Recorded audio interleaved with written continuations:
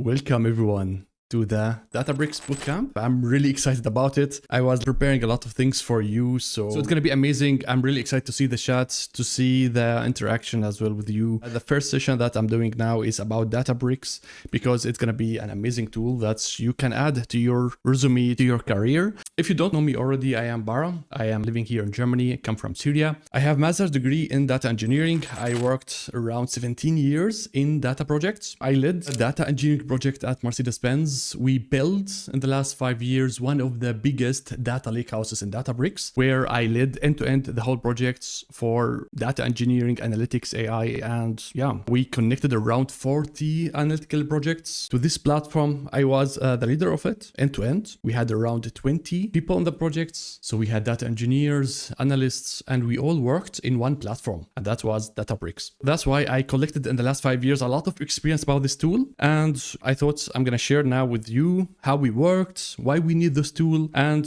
to give you, let's say, a little bit insights about Databricks. And I noticed one thing about it, that the courses that are available online, I see that is really expensive. So I saw there were some courses about like, I don't know, 1,000 or 7,000 just teaching Databricks. So I thought this is really crazy because it is a huge wall for anyone that wants to improve their career. Yeah. So I thought, why not to make a bootcamp for it, to tell you that guys about it and why we need it. All what I want to do is to just make you familiar with this tool, with this platform. The thing is, this is considered to be, let's say, an expert tool. It is not that easy, like let's say you are learning an Excel or Power BI or SQL.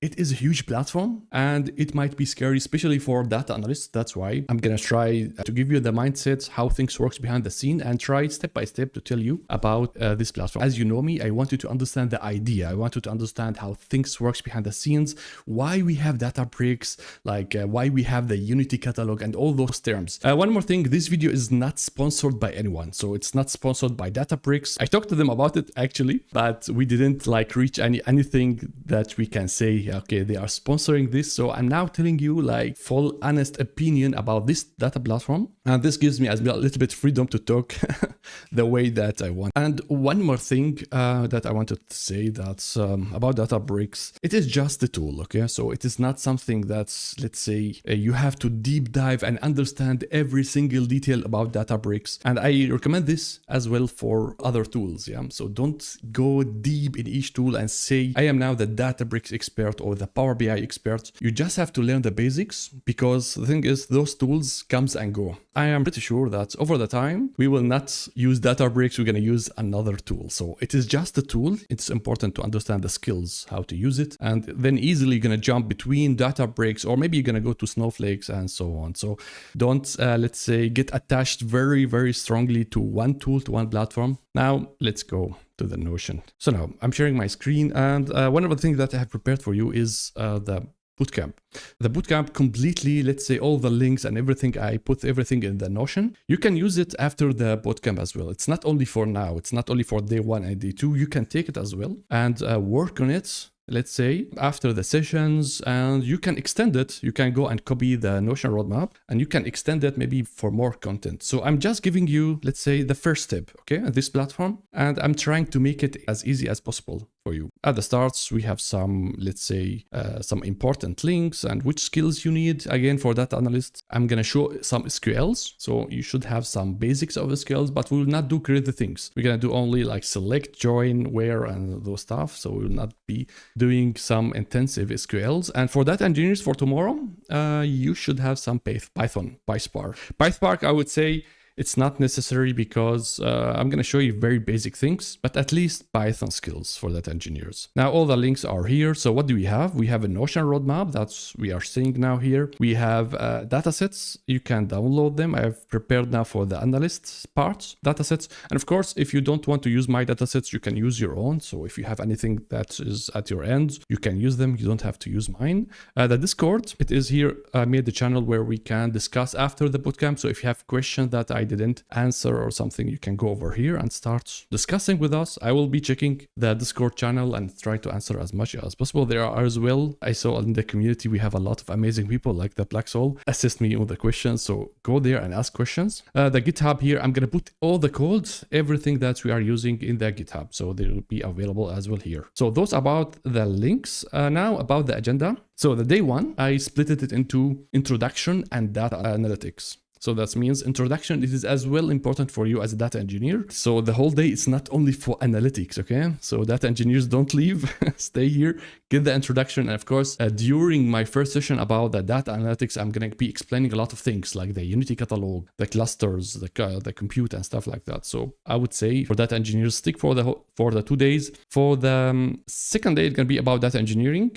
purely for data engineering. So what we're going to do, I'm going to introduce some concepts, some things that are relevant, let's say about Databricks, and as well some generic things. And then I'm going to try to build with you, like, let's say very mini data lakehouse. Okay. So we're going to build bronze, silver, gold using very simple, let's say, files. I will be using the same data that I used in the SQL data warehouse, because the data was really, let's say, not ready, and the data was really good example on how we do transformation. So that's why we're going to build the SQL data warehouse, but using now Databricks and data lakehouse concept. So now about it today, I will give you an introduction about what is Databricks. We're going to have 15-minute break, and then we're going to go into all topics of data analyst inside Databricks. And at the end, we're going to do a Q&A and recap. Now, the thing is, this is the first time I'm doing this bootcamp, so I don't know how long this is gonna take. I hope this is gonna take less than 3 hours. Yeah, it depends on, let's say, the energy, or let's say how fast I'm going through the topics, but I'm gonna take my time. So it's like I'm your friend. We are sitting together and I'm explaining things that I know. And one thing before we kick off, let's say the first part, it is totally okay if you 30% or 40% of things that I'm explaining, you don't understand, okay? So because I'm gonna try to bring a lot of topics, a lot of things that are maybe not that relevant yet for you as a data analyst or new for you. So if you get from the whole bootcamp only 60%, 70%, then I'm totally happy about it, okay? Because you cannot explain the whole thing in 2 days, okay? So that means after the bootcamp, try to read, try to cover the gap. Okay, Baraa said about the Delta Lakehouse. What is the Delta file and stuff? So you have to do your homework as well and try to understand the gap that you have, okay? But I don't believe that you're gonna cover the 100% from only 2 days. This will not be possible. Now, about the first day, as I said, we're gonna go about some theory. As you know me, I don't go immediately to the UI. We go through the theory. I want you always to understand. The UI, as I said, it is not that important. You can do it without me. You can just check, I don't know, some tutorials on YouTube and maybe you understand the UI. What is for me more important, I want you to understand the things, the theory. And with that, it's going to stick on your head and you're going to understand why we are doing what in Databricks.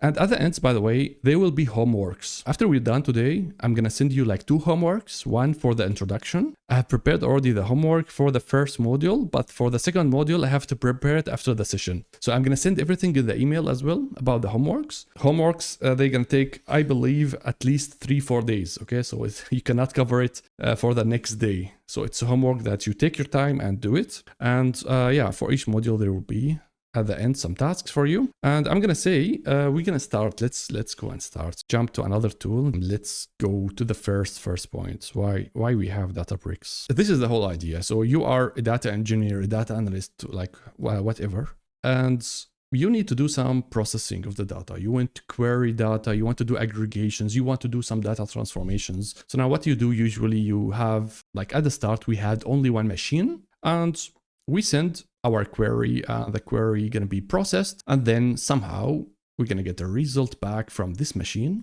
and we're gonna get our result, our data. Now, this worked for us as a data analysts and data engineers for some time until the company starts to provide more data. So the data in the companies are getting bigger and bigger because we are able to connect machines, we are able to connect, let's say, new sources of data. So as this goes big, as the data goes big in the companies, we have as well to have as well bigger processing machines, so bigger server, bigger computing resources. So what we have done at the start, we went and started buying bigger servers, okay, so bigger machines. But the thing is, at the end, like whatever you get it will not be enough. This one machine, it might break. This one machine still takes a lot of time. And this concept, you cannot scale the compute as you are scaling your data. So that's why came the first idea. Like this is around 20 years ago, but this is the first idea, the Hadoop. What we said at the start, we said, okay, you know what? This one single point of computing will not work. What we have to do is to go and split your compute into multiple nodes, multiple machines. So we need multiple things, okay? And now, as well, we split our data. So we went and splitted our data into those machines. So we splitted the data into different machines. And this is awesome already because you know what? If one of those machines did fail, that's totally okay because we have the other machines. And as well, at the same time, we are faster because they're going to process those chunks faster than one big chunk. So that's why after they are done, they're going to go and give us the data. Let me just get something like this. You're going to get the final results and it's going to be combined together so that we got the final result like this. Now, this way of splitting into multiple servers, multiple machines, that was an amazing because it speed up the data and whatever, like however the data is big, we were able to, oh, I see that we have people that are invited. I don't know why. So please don't go in as I'm explaining. Now, so that was a great way to scale with the Hadoop. So that's why the first idea of how to handle the big data. And we data engineers were happy about it. And we start doing big data processing using Hadoop. But there were one big issue with the Hadoop. It is really annoying that the data going to be stored inside our hard disks. So the data still, let's say, slow. The processing still slow because each of those small servers has to interact with your read and write activity on your hard disk. And this as well takes time. So that's why this was, let's say, the biggest drawback of the Hadoop. That's it is using your hard disk to store those chunks of data. And that was not enough. That's why another team, I think around 29 or something like that, Spark team said, you know what? The idea is great. We're going to have this splits, but instead, just put the data in the memory. So use the memory of those servers. Don't put it in their hard disk. Now, of course, if you are using memories, it is like limited with the size and stuff, but it was a great idea. So that means we're going to put the data inside the RAMs or the memory. And this is the, let's say, currently the best concept on how to process big data. This is the solution currently on how to do it. But we don't have now currently better than this idea on how to process data. And of course, there were like next problems, you know, like how are we going to program this? How are we going to code this? And of course, at that time, PySpark was the Python was the best thing to do. So that's why they thought, okay, we're going to put the whole commands and whole thing inside Python, and people are going to use just our library, so PySpark, in order to build this setup. So that's why it was easy for us then as a data engineer to say, you know what, I know Python, I can work with Python and I can build this whole thing. But so far, it was only data engineers working on this. So, or let's say IT people, you know, it was only for the experts of data processing. So we data engineers will start using PySpark and we start using this technology, and we were ready to process massive amount of data using the memory, but still, this is a huge pain. This is a huge problem because we still have to configure a lot of things. We have to configure the storage. We have to configure those nodes. Like we spend a lot of time just to make this picture in reality, not only theory. So that's why if we hired, let's say, data engineers to do this, they're gonna spend all their time configuring those servers, preparing the let's say the storage, the blob storage and stuff. So they were exhausted, the data engineers, just to make this. That's why came Databricks and say it is, by the way, the same team. So the same people that came up with Spark and the PySpark, the whole technology, they said, okay, you know what, we should now build a platform. We should build platform. We see the struggle. And they they started the Databricks company and they said, you know what, the best thing to do, we as a Databricks team, we're going to handle the whole complexity of this setup. So we're going to build something called Databricks. Let me just put this in the correct layers. Where is it? So they said, you data engineers, okay, get out from this picture. It is, you are wasting a lot of time here. And we gonna make a very, let's say, we're gonna make a layer for you. And we, Databricks team, we're gonna take care of this infrastructure to make it easier for you. And you as data engineer here above, you just have to deal with your projects. You don't have to deal with the infrastructure. The infrastructure is something that's going to be in our hands. You just focus on your projects, build whatever you are processing, focus on the data, focus on the projects, and don't focus on this here. And in few clicks, you can build a complete, let's say, clusters and things like that. But so this was the main idea of Databricks. Okay, so it came all from processing massive amount of data. And it came from the Spark, the Hadoop, the Spark, and then PySpark. And now they build this data platform since I think 2013. We have Databricks, and yeah, and data engineers were happy about it. I was happy about it. I started using it around 2019, 2020, and it was like easier for them, and they can focus on the projects more. And guess what? Not only data engineers, now we have data analysts that are interested, or let's say it is easy now for even data analysts to start working and on this big data platform. So it's not anymore only for the specialist to work on Databricks. It's as well for people that are near to the business and try to answer business questions. So actually, we have now a lot of things for you as data analyst. And now they are pushing the platform, of course, to all different users that they want to work with the data. So even like the business users now, I'm gonna say, they can actually start using Databricks using AI, of course. That's why you are here as a data analyst. You want to work with Databricks. You want to extend your knowledge about this. For us data engineers, Databricks just made our life easier, okay? So instead of wasting our time on all the infrastructure, we get something out of the box. Now, the second benefit for you as data analyst, it is finally easy for you to start working with big data. So that's what's actually the history. This is the main idea. Why do we have a Databricks? Now, so this is the technology. There is another reason that our Databricks company are trying to explain for us why Databricks is there. Let me just go to the second here. So now I'm going to tell you from company perspective, why companies are interested on the Databricks. And this is how they sell it for us. Like, I think it is correct, okay? So it's not something that I think they are wrong, but I have a different opinion about it as well. So now the thing is, in companies, especially in big ones, you don't have like one central team that is handling the data, okay? So you don't have like one central platform to say, you know what, this is the single point of truth.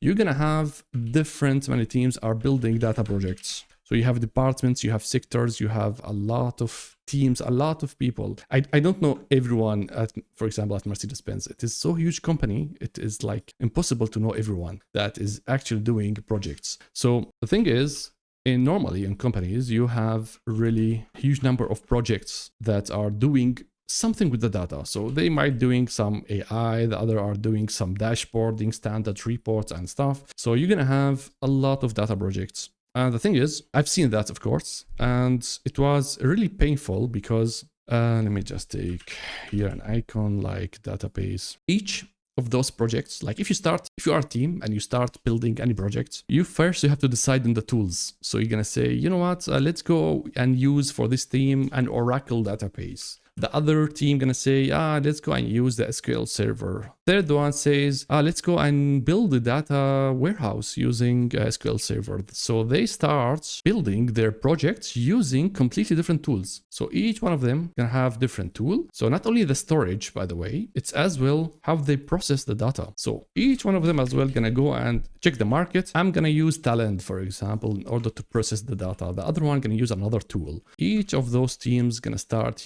processing the data using different tools like Informatica, Talent. The other one can use maybe Data Factory and stuff like that. So they all have their own pipelines. And of course, data visualizations.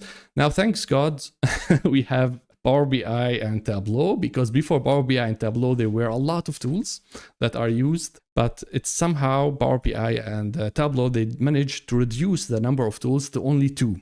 but still it's not clear what is better really, Power BI or Tableau. I can tell you 2 is better than 10. Each one of those 2 teams start as well having their own front-end tools. And like, I'm just showing you a small picture, okay? So imagine how big the companies are, and each team, each department need to see some numbers. They need to see, they have their key metrics, and they need a team in order to bring those metrics from the sources. So it was total chaos, and I was one of those teams, okay? I worked before using an SQL server as an ETL tool. I used Talent. That's why Mercedes-Benz did hire me, because I was Talent expert. And I used Tableau. And the whole company, they have different tools. Not only the tools are different, not only the storage are different, it's as well the policies are different between those people. So for example, if you come to my project, if I am, let's say, if I am okay with the data security people, I might give you all the data. But the other one, they might say, you know what, I'm not gonna give you an access to all the data. I will give you only access to only few rows. So each one of us starts defining different policies in order on how to access the data. And that was a nightmare, because it really depends on the humans that are running the project, and as well the security and how you understand the security. So that's why we had like different technology, different policies, and the same data as well might be around, but we don't know about it. Like for example, I can give an example of having the customer's data. The customer's data might be as well in different projects, but we don't know about it. Like maybe this team got an Excel with all customers' data and they store it inside their system. So if you come as a manager in the platform, in the company, or you want to do some data governance, it's going to be almost impossible, because the data is all spread around. There is no, let's say, unified, or let's say there is no one overview of the data. I don't know where are the customers' data. They are everywhere. We try to manage it, of course, but it is a nightmare. This is all, let's say, before using a platform. And Databricks now promise us, they say, you can use my platform, you can use my tool.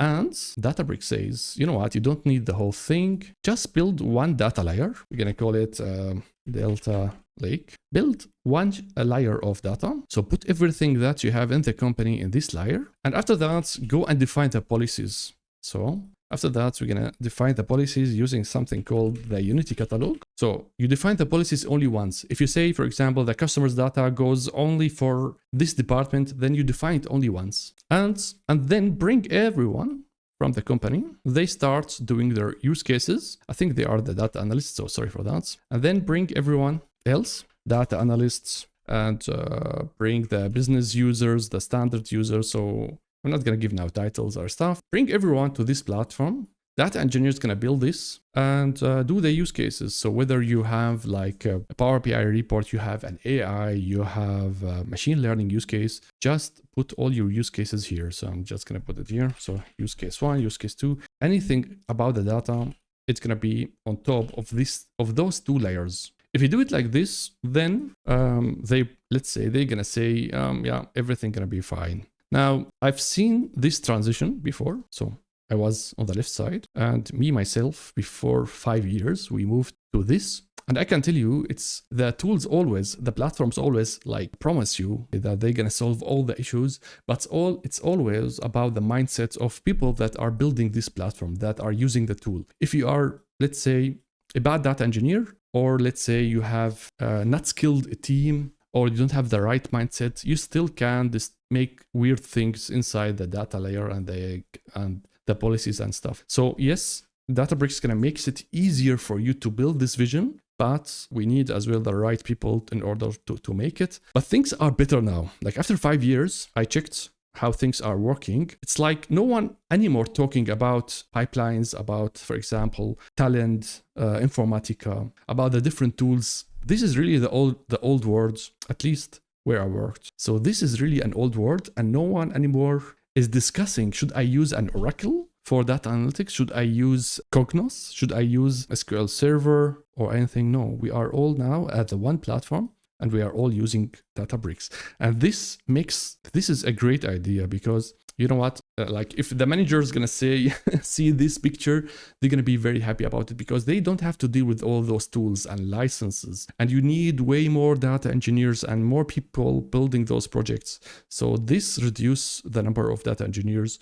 This makes it unified. Like, for example, if they're gonna train the company about one tool, they're gonna send them and say, okay, learn Databricks. They will not send them to learn like 100 tools. So things looks easier. And I believe things are way easier than before, but still it is not clean, not really good on how we build those data products. That's why I just want to tell you, this is what Databricks try to sell. Let's say if you go to the presentations, I believe it is 50-50 true. It's always depends on the people that are building the project, but still it is way better than the old world, okay? Now, that's why a lot of companies now, they dream of this. They want to build this because they know how expensive the old world. That's why a lot of people now are moving to the Databricks and they are learning those tools. I'm sure one day we will not have Databricks. We're going to have another tool that is maybe going to be hype. Okay, it's not about the tools, it's about the idea. But this is one step into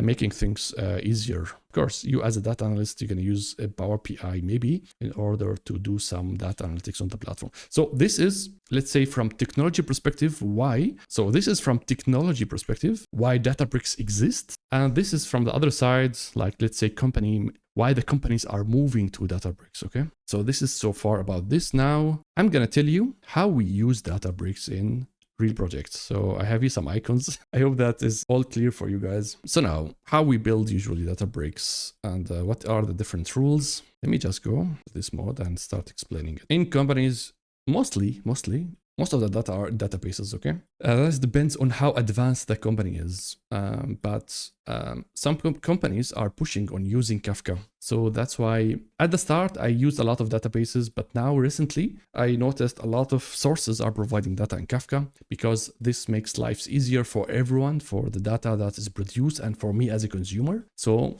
this is one thing that it is very important to learn as a data engineer. Your data could be in a file server, it could be in the internet, or maybe you can get it from API. And we have on the right side consumers and use cases, and a lot of people want to use the data. So now, the first thing that's going to happen is that they're going to bring you data engineer and going to tell you, okay, you're going to get an empty Databricks. So this is Databricks. This is you, data engineer. Go build for me the platform. So this is the heavy lifting, to be honest. This is unfair. So we data engineers, we get the empty Databricks and we need to build a data product, okay? So what happens is that you're gonna, like, Databricks gives us some reference on how to build such a data system to say, you know what, build something called data lakehouse. I'm gonna go in deep details about data lakehouse tomorrow, because now I'm trying to make it more focused for data analysts. So now what's gonna happen, you as a data engineer, you're gonna make 3 layers. So you're gonna make something called bronze layer, silver, and gold. Now it's called the medallion architecture. Those are your 3 layers. And why we have 3 layers? It's because it is separations of concerns. It is easier for us to manage 3 different purposes than just put everything in one place. Now, we will not go in a lot of details. What's going to happen is that you're going to go and pull the data from wherever the data comes from. You're going to go and build your pipeline to load those 3 layers. And what else? Of course, you will be configuring everything in the Unity catalog. Again, I will not go in details. You can understand those stuff maybe starting from tomorrow. And you're going to build the data lakehouse, my friends. This is our job. This is all what we do. Let me just put everything here so that it looks nice. Okay, so you're gonna build this data lakehouse. So, sorry about the colors. I am picky a little bit. Okay, so this is all what you do as a data engineer. And this is, of course, very hard. It's not that easy to do this because it involves a lot of data processing, data transformations, understanding how to module the data and stuff like that. But this is your world. This is what you're going to do as data engineer. And you can do the whole thing, just Databricks. So you don't need any other tools. You don't need storage. You don't need, let's say, to go and get database, I don't know, from Oracle, Postgres. You don't need anything. You can do the whole thing, the pipelining, the automations, the definition of the policies, everything in one single tool. And this is amazing. I spent the last 5 years only opening this, only Databricks as data engineer, okay? So no other tools, which is before I used to open at least 6-7 tools in order to do this. So now this is your main job to build this. And of course, everything ends for you as data engineer as you build the final layer. So the gold layer is the final product that you come and say, you know what, I have now all the data ready, everything is prepared, and now I have something called data product, and you start using it. For analytics. So now comes the use cases. And here we have a lot of people are interested in your data. So you're going to have standard users, you're going to have data scientists, you have power users. So you're going to have a lot of people. And I missed here, of course, the data analysts. As a data analyst, or let's say someone want to do a use case, you're going to go and access the gold layer. And there are a lot of options on how to do this. Now, one very, I'm going to say easy way, or let's say standard way, is just to use a new tool, or let's say not Databricks tool. You're going to go and you build something called standard reports using Power BI. So this is our favorite thing that we do. And this is something that I think many of you did already learn how to do this. So what we're going to do, we're going to go and connect the gold layer, or start consuming the data from gold layer, start building standard dashboards for our users. And then comes those standard users. When I say standard user, it is just a user that can click, okay? It's not someone that can do any big things. So you build let's say the standard reports for them, or maybe for you even, depends on the use case, and you offer it as a solution for standard users. But this is not the only thing that we can do with data. This is one of the things, but of course, this is something that we do a lot. Okay, we build standard reports. Now, another thing that actually you have to do as a data analyst, you have to do something called data exploration. You have to explore the data. I'm gonna tell you, of course, you can do it in Power BI, but we have now better solution. You can use as well Databricks to explore the data. So this is usually data exploration. It is something that you do for yourself. So it's not that you are going to offer the data later to someone else. You are just exploring the data. You want to understand the context. You have to understand what is inside this data lakehouse, because you cannot jump immediately and start building dashboards without understanding the content. So that means actually as data analysts, this is the last thing that you can do, is you build a report in Power BI. But before building Power BI reports, you have to do a lot of investigation and exploration. And this time, you will not do this anymore using Power BI. You have to do this now, or let's say you can do this now using the Databricks. And there are many options on how to do it. Like, for example, you can use notebooks. I'm going to show you, of course, all those stuff. Either you can use your notebook in order to do it in case you want to work with Python and SQL, or you can just use an SQL editor as well inside Databricks. So this is a second solution for you in order to explore the data and work with the data. Actually, you are as well always using the same data. So we are always going to the same single point of, we are not going to take our own copy and put it somewhere, okay?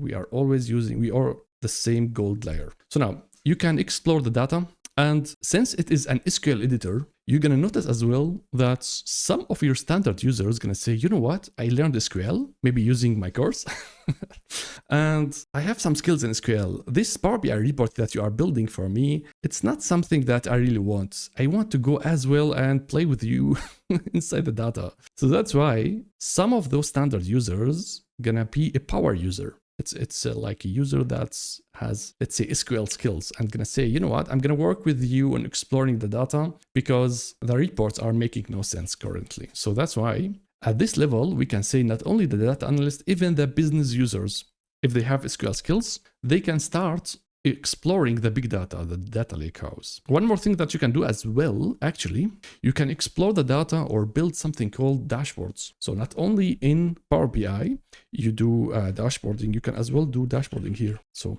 but I'm going to say dashboarding in Databricks is different than dashboarding in Power BI. So let me just make it like this. The dashboarding in, I'm going to say like this, it is not the final product of your dashboard, because if you go through like a project and you start building Power BI reports, you're going to understand, okay, there is like multiple versions of your dashboard. There is a dashboard where you are exploring the data and understanding maybe how I'm going to present the data, whether the data makes sense and stuff like that.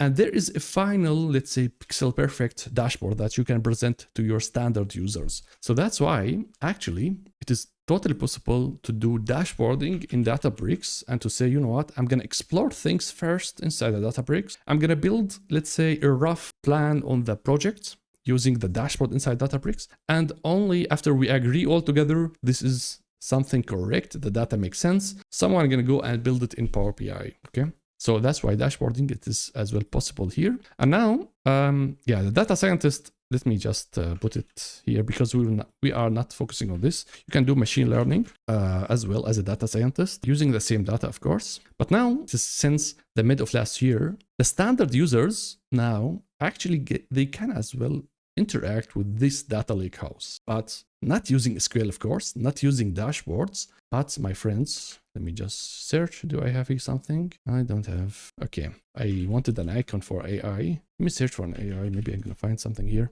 Yeah, so forget about it. So they gonna use prompts like ChatGPT, let's say, in order to interact with the data. So they're gonna use the natural language in order to speak to the data inside the code layer. So actually, not only they wait for the Power BI reports, those users that has no idea how to use Python or SQL or Power BI, they can start interacting with the data using AI.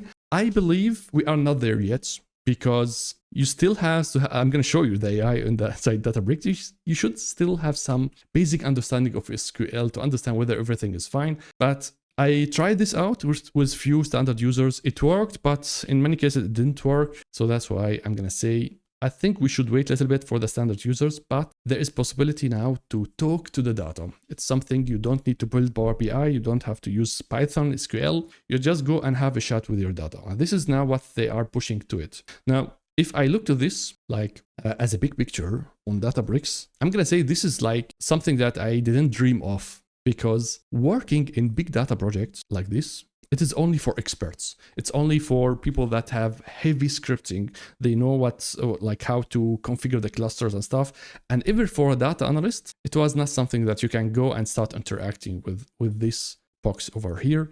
Maximum, maybe the data engineer gonna give you an extra database, let's say, gonna put the data inside it in order for you to work with the Power BI. The whole thing, the data lakes before, it was only for data engineers. It's only for them. Like no one gonna access it. It's only for you. You build it and then you start sharing different products using SQL and databases. But now we don't do that anymore because we're gonna offer the data for multiple use cases, and everyone now able to interact with such a platform where you have multi-processing and scalable systems. This is crazy from my perspective. That's why as well, why Databricks is now something very widely used or getting a lot of attention. For you as a data analyst, as you can see, you have different ways on how to work with this tool. For data engineers, it is very clear. I'm going to prepare the data from left to right. But for you as data analyst, you have different ways. You can jump immediately to Power BI. You can skip the whole Power BI thing. You say, you know what, I will not use Power BI at all. I'm going to stay inside this platform and just do those stuff. This is maybe gives you a little bit big picture on how we work on this. I lived the whole process end to end. I've built this. It took me around, yeah, I'm going to say 3 years in order to have very solid data products.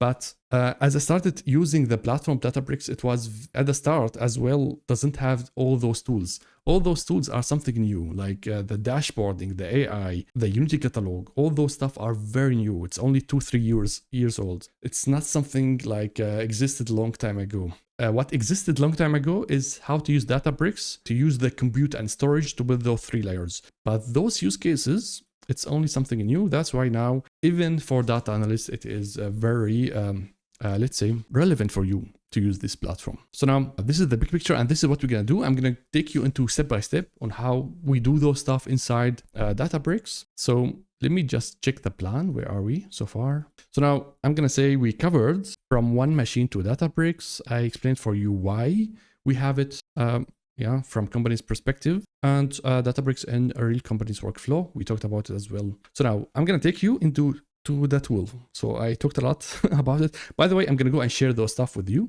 So you're going to get an access to this, what I'm drawing. And now let's go to Databricks and start checking the interface. The first thing you can find, of course, the links in the Notion, or you just like search for it, Databricks free edition. You're going to sign up for the free edition. And if they ask you whether you're going to use it for personal or for work, it depends. Like for me, since this is work, I'm going to use the let's say the enterprise edition. So I'm going to pay for it. But for you, as you start learning Databricks, and only for learning perspective, it is totally free for you. But if you go and you start using it in order to sell a course or maybe for your work at the company, you are not allowed to use the free edition, but for you, this is free. Before, like 1 year ago, it costed money to do this because they were like a community edition. It was pretty bad, let's say, missing a lot of features. And most of the students went and started using Databricks where they paid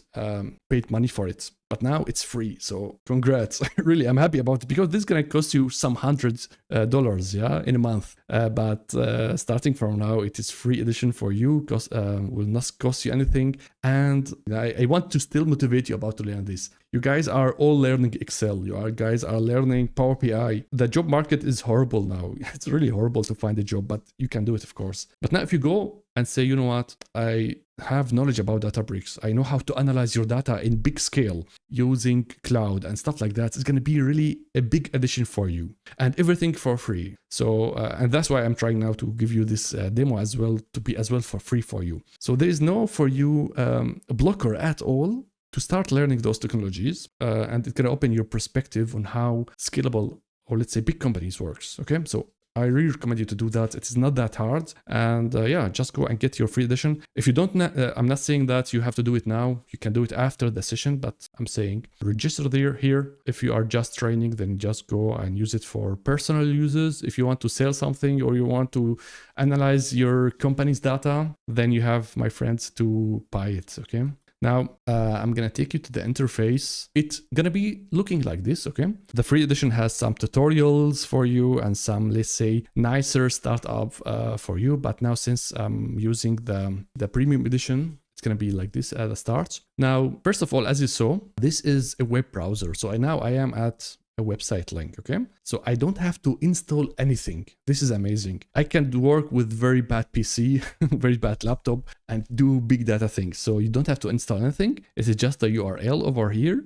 You go inside and everything happens in the cloud, okay? Maybe this is something that I didn't mention. Databricks in the background, they are using virtual machines and storage and stuff completely from AWS and Azure, okay? So that means they will not use your computing power, they will not using the storage that you have in your PC, and it's gonna be free for you. So now this is the interface. So I am now inside Databricks, guys. The thing is the UI changes a lot, but still the same ideas, okay? So maybe after a month or I don't know, maybe a year, you're gonna find some different icons. Maybe they're gonna change a few names, but it always stays the same. Now, if you go in Databricks, you have first to keep your eye on the left side. The left side is the most important thing, okay? So now, on the left side, there are a lot of things, and it might get you overwhelmed at the start, okay? Because you're gonna find here, I don't know, workspaces, recent catalog, SQL stuff, data engineering, AI, and like a lot of stuff. So this might confuse you at the start. Now, if you are a data analyst, you have to keep your eye on one section that is very important, the SQL section. All those tools in the SQL, it is something for you as a data analyst. So there is no way around it. All those stuff, you can use it and you can try those out. So the whole SQL section is for you. Now, about the first side here, I'm gonna say the most important thing here is the catalog and the compute, okay? I'm gonna say, let's go to the catalog. It's of course the first question that we always ask ourselves, where is the data in each platform? If you go to Power BI or Excel and something like that, the first question you're gonna say, okay, before I play with the data, I need that data itself. So in Databricks, they call it Unity catalog, or they call it catalog, and they present the data in a way that looks like a database. So it's, if you worked before with SQL Server, maybe with PostgreSQL, it's going to be very familiar for you. So the catalog, it's where your data is. It looks like a database, but it is not a database. It's very important to understand. This is not a real database. Okay, there is no database management system running this over here. Okay, so the catalog is important. The other thing is the compute. In the free edition, there is only one, let's say, one compute for you, one server for you that you're going to use, because they don't want you to create any new servers and stuff. Then the free edition going to cost a lot of money. So because each compute, it is like virtual machine from Microsoft. And if you make it scaled like to a large compute, it's going to cost a lot. That's why they don't allow you to create, let's say, high-end clusters or computes. They're going to allow you to have only one. So you need storage always, and as well the compute. Now about the catalog, let's go back to the catalog. I'm going to tell you something here. I have to go back to show you an image. This is relevant for both of you guys, data engineers and data analysts. I would just to let you understand what is going on. Now, in databases, the data always stores in files, okay? Like generic concepts. There is always files. And in databases like SQL Server, Oracle, Postgres, the files of the databases are not for you. You are not the one person like can go inside and start working with the database file. They say it's going to be closed file, and only my engine, the Oracle engine or the SQL Server engine, only my engine can interact with those files. So they are closed files if you are working with database. But now in data lakes, like Databricks, the files are having an open format called Parquet. So the open format file, it is something that to say, you know what, we will not be like the databases where everything is closed and locked and you cannot, let's say, use the data. We're going to have an open file format where everyone is welcome to use the data. So that's why we have something called Parquet files. In the background, everything can be stored inside a blob storage in the cloud. This is a bigger, like, let's say, a term that is used in cloud. And yeah, it's like just a container of files. So you can put inside it anything. You can put an image, you can put a CSV file. And the standard way on using files in Databricks called delta tables or delta files. They are Parquet files, but with some let's say some extra logs and transactions, like extra add-ons, but it is an open file that actually you can use it for any purpose. You can use it in Databricks, you can use it outside Databricks. So it is something that is open and you can use it. And now 2 years ago, you have as a data analyst to deal with those files, okay? Because it was the way how you work with Azure and how you work with Databricks. Everyone has to learn how to work with the delta files and how to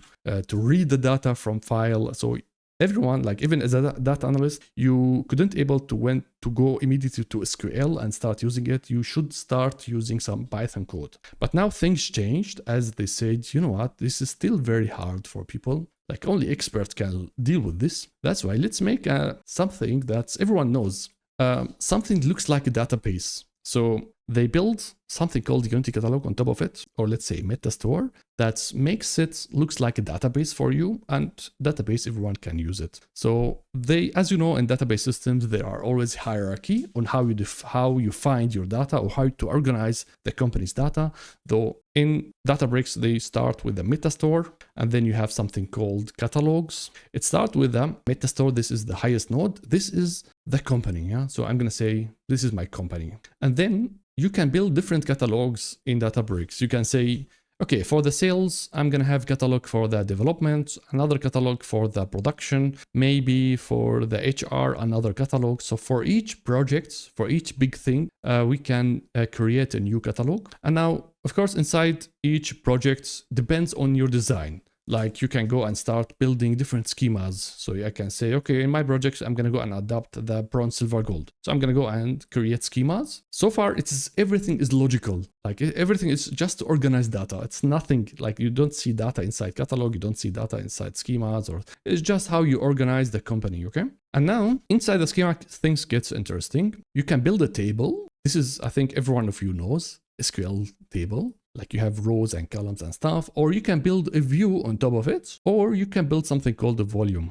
A volume is just like, a folder that looks like blob storage, where you can put data that is not ready to have the table shape. Not all data have columns and rows, right? So you have some JSON files, maybe an image, a video, whatever. So you cannot put everything as a table and view. That's why you have the volume. And it is just a folder container where you can put all those stuff inside it. And then there is something called functions. It's some advanced things. It's in case you want to build some automatic filters, or you are building some row level security and stuff like that. Now, this is the main idea of the Unity Catalog in Databricks. It is just a way on how to organize the data and to hide the complexity behind Databricks. So you don't have anymore as data analyst to understand all those stuff. But as a data engineer, you have to learn how to process a delta file, how to load into delta files. This is something that we still have to deal with, but it is way easier than before. As data analyst, you don't have to understand the whole technology. So this is exactly what I'm trying here to show you.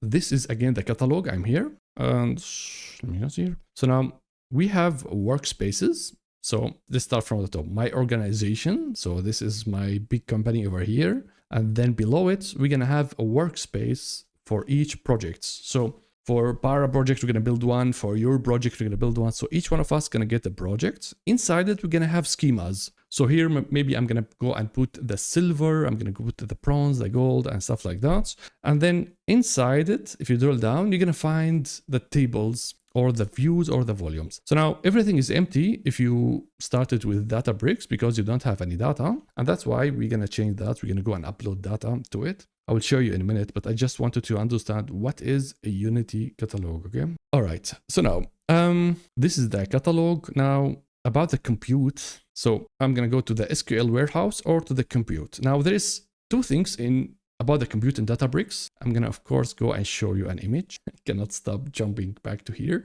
So about the compute, it is very complex topic. Still, it's complex topic, but it's way better than before, okay? Now, Databricks compute splits into two sections. A cluster. So let me just go and grab here a few things. So if you are a data engineer, you have to understand everything behind the clusters. Cluster is for you. So a cluster, it is something that I'm going to be building in order to configure how to process my data. And usually I do everything using PySpark and Python. And I have to, I have a lot of details to prepare, maybe some libraries, maybe some installations. So the clusters are something advanced in order to do data engineering or to do, of course, data science. Yeah. So if you are a data engineer, data science, you have to go with the cluster way. But if you are a data analyst, my friend, you have a nice life because you will be using the SQL warehouse. SQL warehouse, it is as well a cluster, a compute, but it is made really easy that you can configure it very simple. So you just have to say the size, like the t-shirt size, S, XS, medium, large, X large. So it's just you configure the how big is this warehouse and actually who can access this warehouse, and that's it. So actually, it is totally optimized, totally prepared for you to reduce the whole complexity of the whole thing below it. So you don't have to understand anything over here. You just define the size of your warehouse and start using it. And as a data engineer, you're going to be using a cluster, and there will be a lot of options. But sadly, in the free editions, we are allowed all to use only the warehouse. Okay, so you cannot configure any clusters. It's going to be something that I think you have to go to the premium and start paying and configuring your Azure and stuff like that. So it is not easy to learn all those stuff as a data engineer, but as a data analyst, you don't have to deal with this. There's something called warehouse, and this warehouse is a cluster, powerful cluster, and you decide the size of it. There is like two ways, or let's say two types in each. There is a serverless and there is something that you manage. So a serverless, just to let you understand, I have a picture here. No, I don't have a picture. Behind each of those clusters, let me go back here. Okay, so we are at the SQL warehouse. This serverless warehouse, it is something that starts immediately and always online, let's say. And you can use it immediately. Now, the old way of using warehouses, it was you have to spin up, you have to start the cluster or the warehouse. You have to wait 10 minutes until Databricks starts the Azure virtual machines and stuff. So it is a process that took a lot of time, let's say 10 minutes to start. And as well, let's say about the speed, it was something that not that fast. That's why now we have something called serverless. Serverless is always online, and you pay for, let's say, for only if you use the data.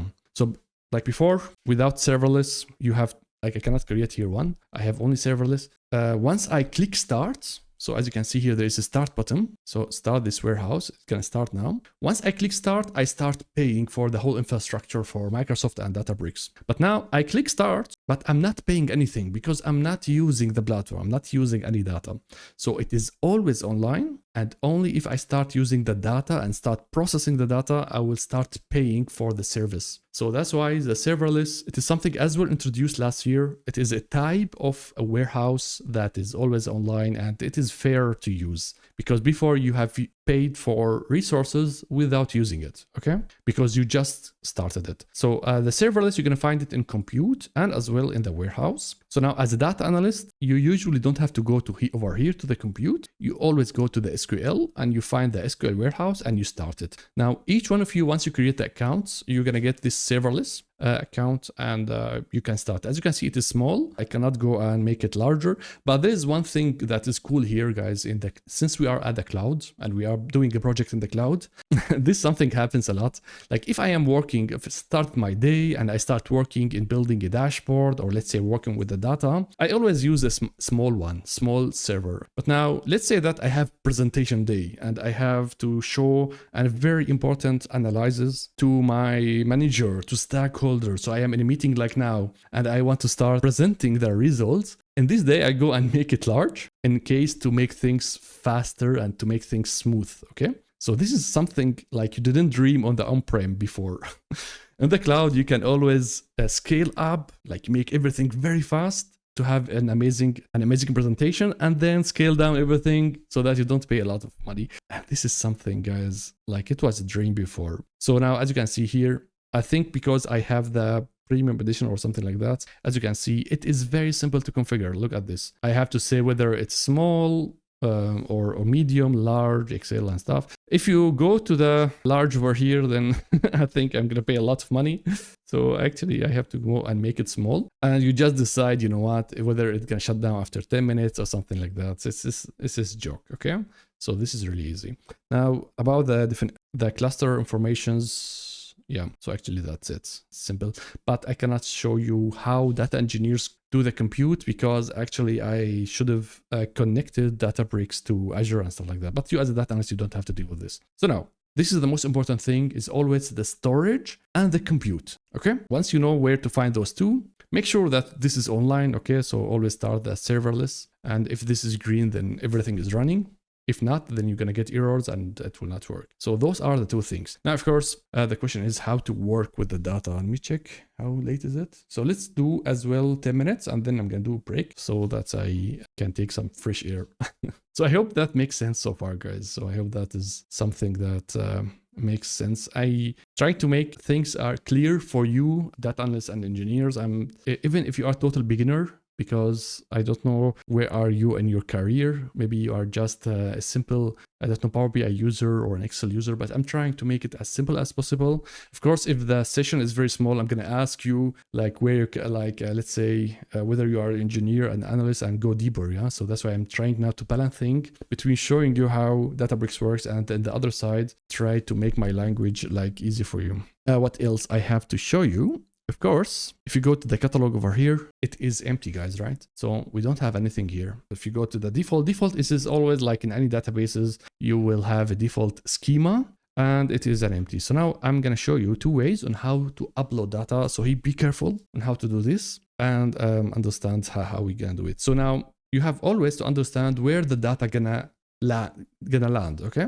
Whether it's gonna go to the default or it's gonna go to the new schema. So once you upload data, you should know where the data is going, okay? So now I have a workspace, I have a default inside it, and now I can go and put data inside this default. Or you say, you know what, I'm gonna go and make my own schema.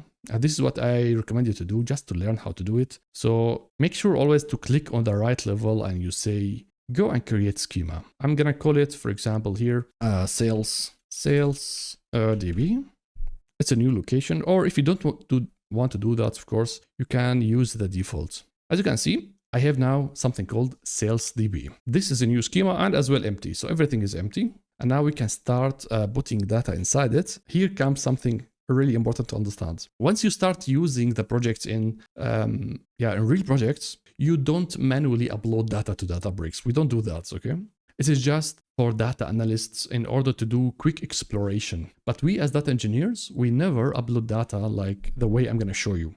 So I'm going to show you now a method that you do to explore data or maybe just to practice with Databricks. We as data engineers, we connect the data using the networking and the codes and everything that we have in Databricks in order to build automated pipelines from the sources. We don't upload the data manually to Databricks. But now we're going to do it manually. so that you practice. And as well, in the free edition, you cannot go and build those pipelines automatically from the sources. So that's why, as long as you are using this platform now, we upload data manually. We don't do anything automatically. And if you want to practice as a data engineer, if you want to practice building an automated pipeline from the sources, then again, you have to buy the full edition. But I believe it is unnecessary. You don't have to train now on how to do things from sources. You have to learn the tool. You have to learn the platform. That's why it is totally okay if you, as a training phase, as you are learning the platform, is to just upload things manually. So now we're going to do, there's two ways to do it. There is a hard way and easy way. Let's say I'm going to go and click on the new. So, and you're going to see here the first button you say add or upload data.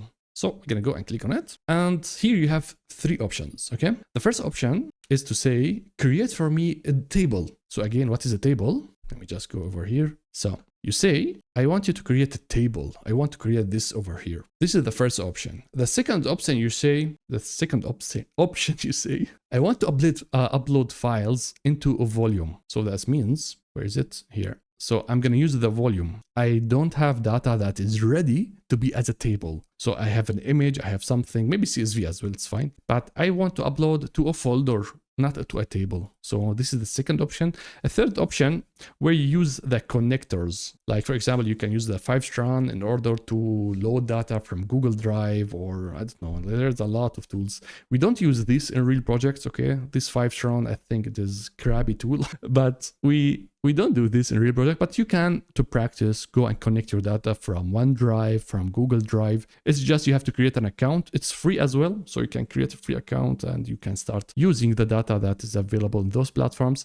But in real projects, the data engineers should do real automations and they don't do this. So for now, you have those three options. I'm going to say we're going to do and try two of them. I will start with a volume. So how to upload to a volume. The first thing, again, we're going to go, I think I have to create a volume first. So let me go back to the catalog and go to the sales DB. Let me check. Yeah, over here. Okay. So now again, I am in our workspace. I am in the catalog, the sales DB. The first step is to go and create a volume. So you click on your schema and then you go to create and then volume. Once you click on it, it's just let's say you are creating a folder at your PC. It's not crazy thing. Yeah. So I'm just going to call it, I don't know, my data or something. So my data.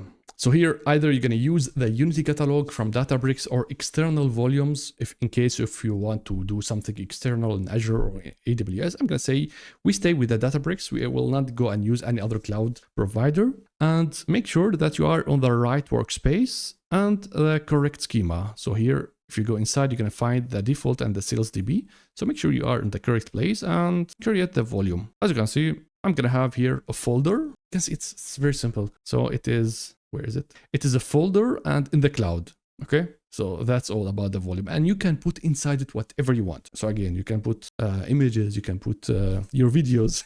You can put whatever you want inside it. Now, in order to upload things, we're going to go click here on the upload to this volume or to the new. I'm going to go to the new, upload data, then volume. And then I just have to find my data. So second, I prepared something here. So now, by the way, about the files, I prepared two folders inside the datasets. You can find them in the GitHub, or if you go to the download link. So if you go to the analytics, you're going to find two datasets, the sales datasets, where you have 2 dimensions and 1 fact, and another one, you can find the HR datasets. So here we have like one big dataset that I use in order to build Power BI HR dashboards. So you can use whatever you want. I'm going to go and you know what? I'm going to go and upload everything from the sales. So by just drag and drop, and actually that's it. So, but I have to define where this should go. So check the destination over here. You're going to say to the sales DB and to my data. So that's it. You define the path.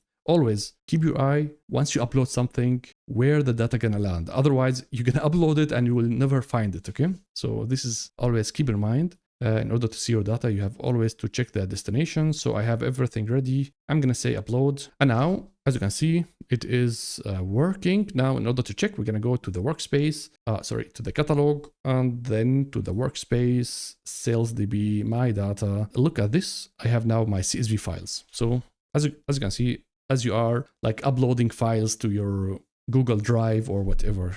As you can see now, my data is here. Now, of course, the question is how to query the data. So we have the data over here. One thing that you can do is to go to the workspaces over here, and you can go and create something called notebook. A second. So now I'm gonna tell you all the details after the break about the notebooks, so don't worry about it. I just want to show you how we're gonna query the data. So I am inside the notebook. I can write here Python or SQL. Now on the left side, I still see my data, and all what you have to do is to write actually an SQL query, or if you don't want to do it in the notebook, you can go and to the SQL editor as well. It's going to be the same thing. So you're going to go and create a new query. It's like you are inside database, and you're going to start saying select star from, and then you go to the volume and say, for example, the data, the customers. And I think we have to put before it CSV. So CSV dots, and then I'm going to run it. It's always going to ask you about which compute gonna be used in order to run the query.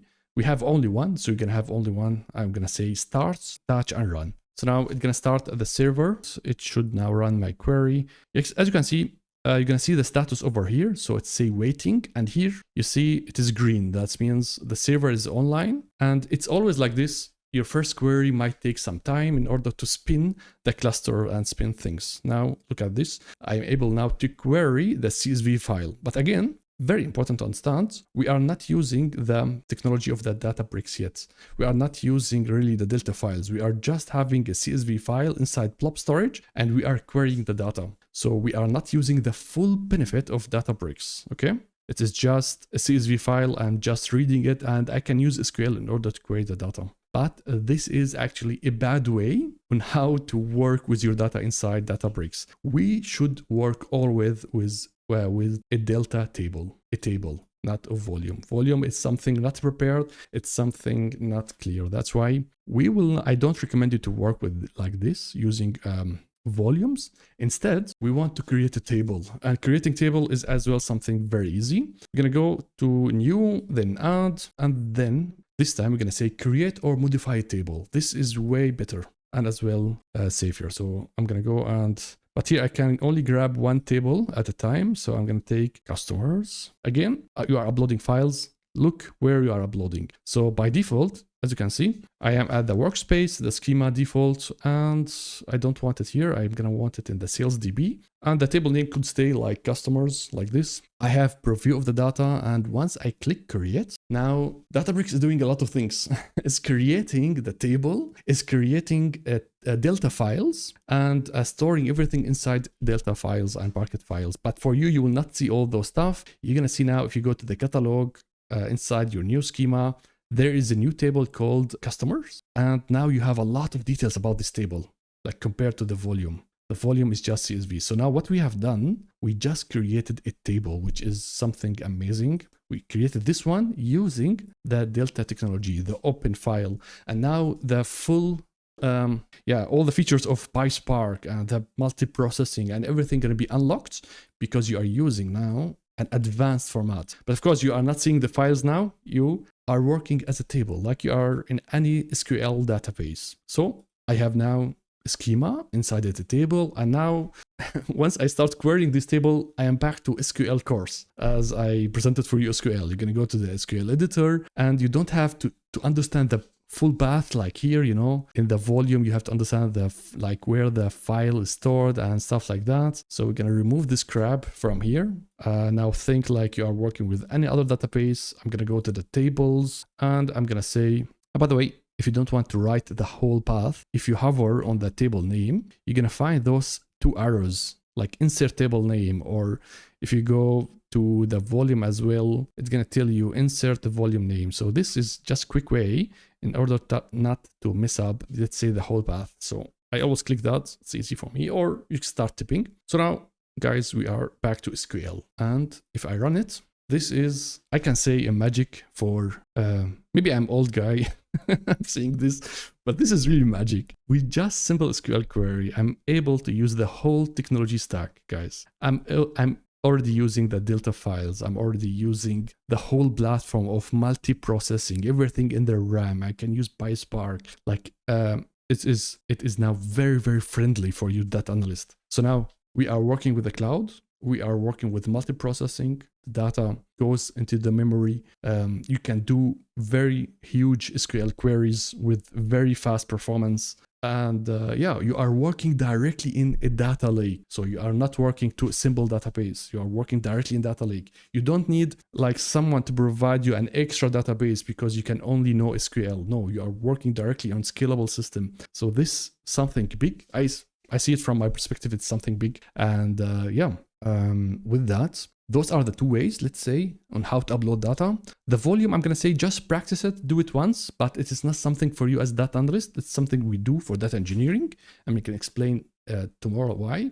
But for you, if the data inside the tables, then you are unlocking the whole benefits of Databricks. And yeah, you're going to go and repeat the same thing like twice, 3 times, and upload all your files inside the schema. And we start using SQL. Now, what I'm going to say, I need really a break, like 15 minutes. I'm going to go and put a counter.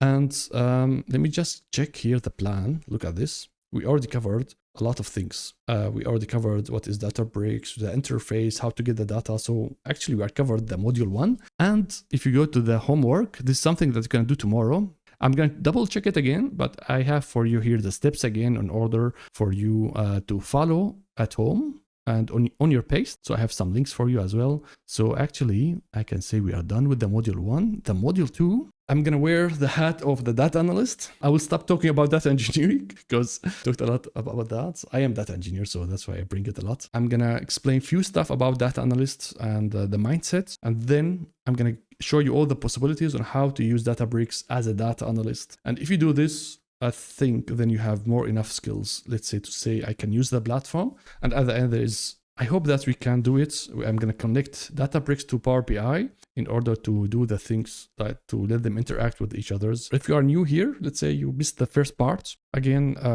this is the whole Notion roadmap. You can get the link in the chat. There's here the datasets. Yeah, we have a Discord community. Guys, I really recommend you to join there because to be honest, there are a lot of like communications in or comments in YouTube, in LinkedIn and stuff, and not able to follow everything, but I'm enjoying a lot the Discord community. There is like the section of the coffee break where we talk about things. I can jump to data engineering, to data analytics. So join the Discord and ask questions, and don't expect that I'm going to answer everything because the community going to help you. So it's for you. It's not for me. It's for you. So that's you can guys connect to each others and start helping each others. And I already knew a lot of nice people there. For example, Plexol and Taha, they are from the Discord community. So it is as well a nice chance for me to get closer to you. So yeah, go to Discord. The GitHub things, it has the data, but all the codes that I'm going to show, I'm going to put it there as well. So it's not finalized. Now we're going to go to the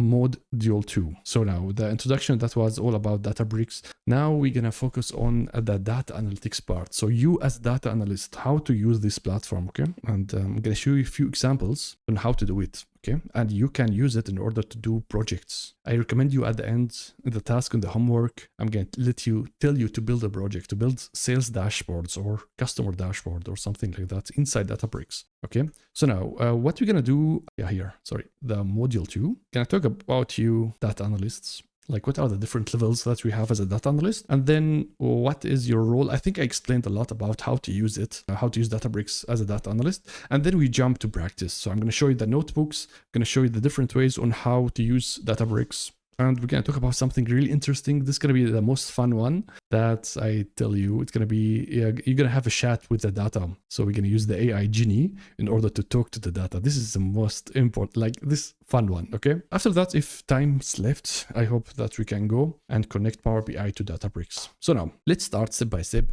I wanted to give you again the big picture about analytics and maybe explain some basics about how things work. Maybe you know already this, but this is like at my work. Each time I join a company, I switch between 5 companies, okay? I try to map the company to this picture here. This is very important to understand where the company at, because different companies have different scenarios, different situation with the data, with the platforms and stuff. And some, you might join like small company, but they are like really advanced in how they do analytics. And then you join maybe a big company where they are really at the start with the data. So, or maybe it depends on the department and stuff. So it's really important for you as a data analyst to understand where my department, where is my company at this map, at this roadmap.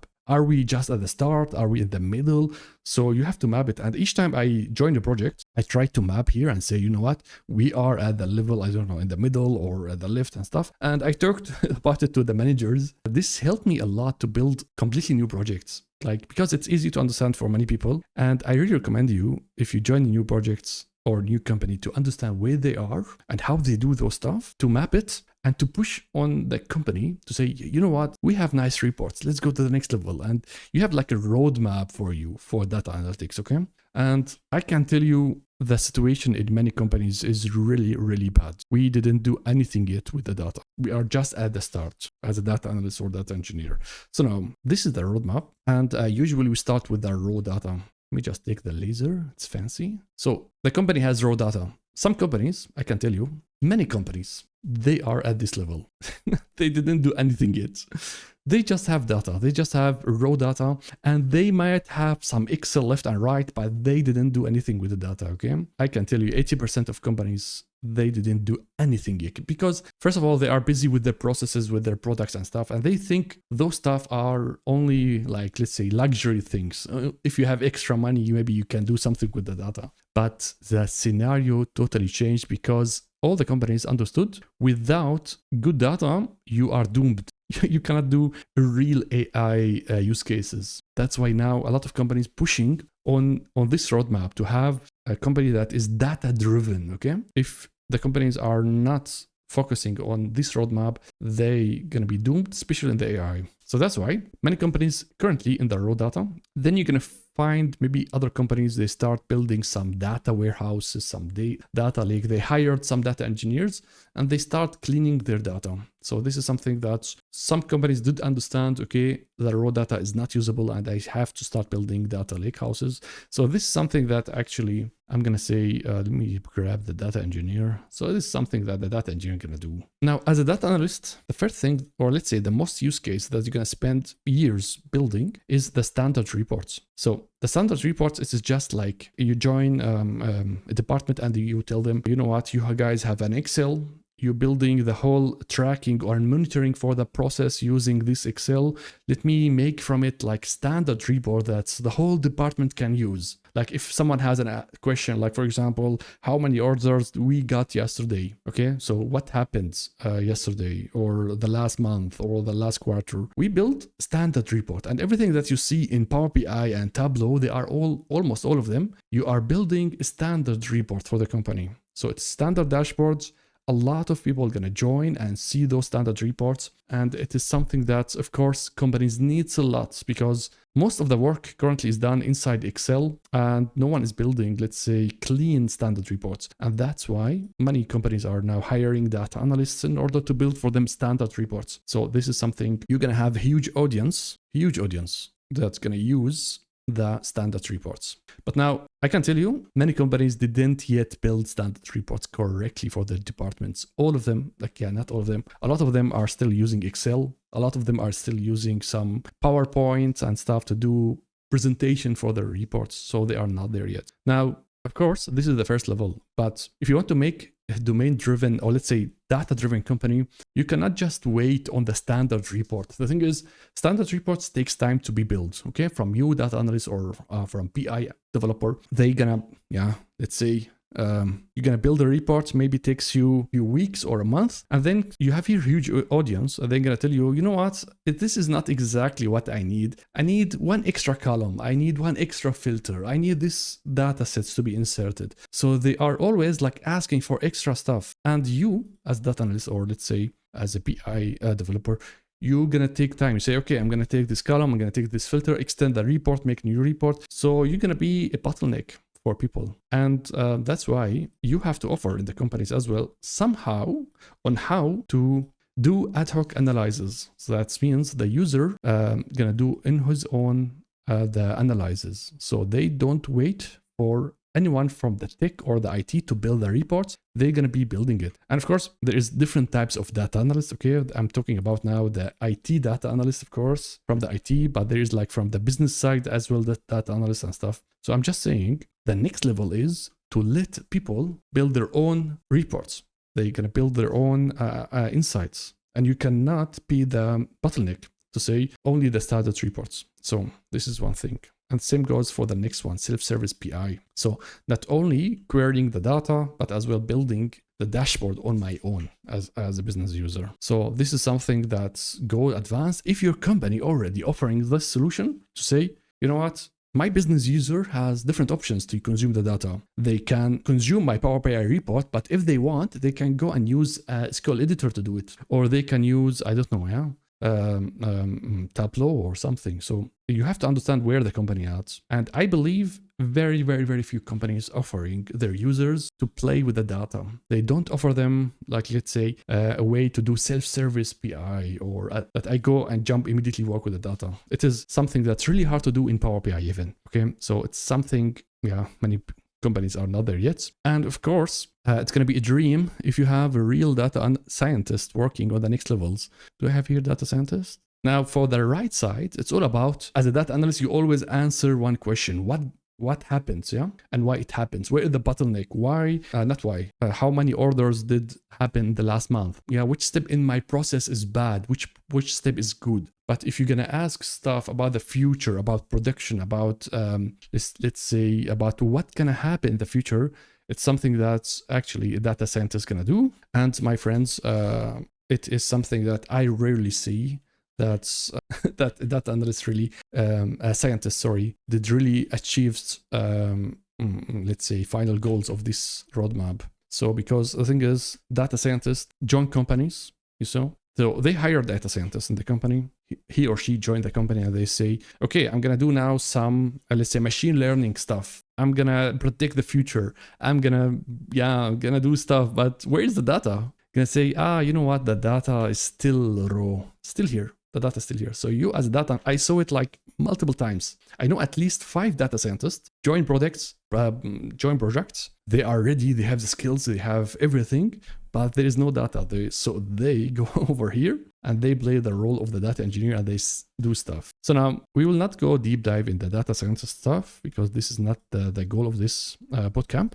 Now we're going to focus on this. So now we want to analyze the data, but there is not only one way. Now the thing is, what is very cool is that you can do the whole thing now, not the whole thing, I'm going to say, a tool like Databricks gonna help you to do those stuff, okay? But it will not do it for you. So you can use Databricks to clean the data as data engineer. You can do the whole BI, self-service as well, using Databricks. Self-service BI, I'm gonna say Databricks is amazing to use. And I'm not really sure about the standard reports, guys. I'm not really sure that the standard reports is something that we use Databricks to do. We still need Power BI to do the standard reports. So that means from this picture, cleaning the data, never used Power BI for that. We don't use Power BI in real projects, we don't use Power BI to clean the data. Now to do some PI or let's say self-service things, Databricks is amazing tool, but standard reports still Power BI dominate, and Tableau, Not only Power BI, Tableau. But Databricks is not there yet. You cannot say, you know what, I will just use only Databricks for data analysis. This is something that they are pushing on. But the thing is, it is like how to explain it? The business users are very demanding people, okay? So your end users are very demanding. They're going to ask you, move the filter on the right side, add more views. So you need flexibility on building the dashboard, the standard reports, and Databricks will not offer you any flexibility to do that. So you can build something like very standard, like let's say let's say a first version of the dashboard. But once you deep dive into the demand of building standard reports, you're going to hit the limits. So that's why actually we still need Power BI, even in big scale database data platforms. So I see it like this. I see it's now easy to do all those levels using Databricks, and you still have to learn Power BI to do the standard reporting. I can tell you 80%, let me just here make this here. As a data analyst, 80% of your work are building those stuff, okay? So the Power BI stuff. And those, like the ad hoc and the self-service, it is something that is nice, extra, advanced for you. And you say, you know what, in our company, we do self-service BI and we're going to use it using Databricks. We will not use Power BI. Of course, you can do the whole thing, guys. You can do the whole thing using Power BI. So the first level, here. clean the data, build standard reports, add tokens. But yeah, we have better now. We have better possibility to do that using the Databricks. So this is how it looks like for me. Of course, this is a tool battle, which tool is better and stuff. There is not always right and wrong, but from my side, I think in big companies, they're gonna always work with those two. So as data engineer, it's a nice thing to do with the Databricks, but for you as data analyst, if you can master those two, then it's gonna be really amazing. Again, as I told you, most of the companies are still here. They are still here, struggling here, okay? Not like this still a dream for many companies, yeah? So, and tools like Databricks can make things easy, but it will not implement it. So having just Databricks doesn't mean that everything is solved. You need to have the right data strategy and right mindset in the teams to build it. Now, let's go again to the levels. I'm going to say levels and tools of data analysts. I'm going to take this over here. So I'm going to say you have a database. This is the first level of doing data analytics. So now, yeah, my friends, the first level that now I'm going to say 80% of data analysts are using Excel. So what's going to happen? You're going to have a small data sets and you're going to say, just a second, let me just get something here as well. Yeah, this one here. So now the first level of a data analyst, you're going to go and say, yeah, you know what? I'm going to extract here small data sets, one table, let's say table. I'm going to put it in Excel and I'm going to do here everything inside Excel, the whole process end to end. So this is the first level. And I can tell you until now, 2026, many people are doing this. Many companies are doing this because it's easy. Like they don't have to learn any platform. They just have to learn Excel and it's easy to kick off, the projects. You don't need data engineers and the whole thing. So that's why, because if it is easy, 80% of people are doing this, doing manual work. And this is, I can say, a cancer for any company because you're going to have a lot of data scientists cleaning up the data multiple times and repeating the same work. And they are not able to do any real analytics, big data stuff because you cannot do this on a big scale data lake house or a big data in the company. You need always to extract only small subset of the data. And yeah, good luck doing big data analysis on top of this. That's why the second level, you might say, you know what, I'm going to go advanced now. And I'm going to say, I'm going to go and grab a Power BI. I will not use anymore Excel, and using Power BI, things going to be more organized and things are nicer. So you're going to use Power BI to pull the data and you're going to start building your visualization. So I'm going to say this is the second level, but still inside Power BI, you are doing the whole thing. So you are doing something we called ETL, but you're going to do the load, the extract, transform, and load, the whole thing. You have to do everything in Power BI. The heavy lifting happens inside. And I can tell you, this is still better than Excel. Yeah, you can handle better the data. It has more speed because the data are loaded in the memory, the column store. So you can start doing some fast analysis, way faster than Excel. But the thing is, the extract and transformation, it is something that is not really helpful for Power BI because if you have a big data set, then you're gonna notice that it's taking too long time to do the data transformations, to do the loading. And if the data just gets a little bit bigger, few gigabytes, it's going to be out of control. You cannot use Power BI for that. So that's why the next level is that you say, let's go and build a data warehouse. Do I have an icon for it? Here, yeah. I will not build it on my own. I would love to have a data engineer to build for me a data warehouse. So you're going to go and grab a data engineer. And let's say he's going to build an automated pipelines, and he's going to do for you the extract and load and transformation, the ETL. And you going to go and say, I'm going to go and connect the Power BI only to do the data visualizations. Okay, so with that, you reduced your heavy lifting and you focus on answering the business questions. Okay, so this is way better than before because here you spend most of your time doing the ETL on your own. Okay. And not focusing on the business, not focusing on delivering fast reports. Because here, in order to deliver one insight, it takes you a month, okay? Here, it might take you like maybe a week or something. Here, you can do it in a few days, So this is the level 3. So you can focus on what you do the best, okay?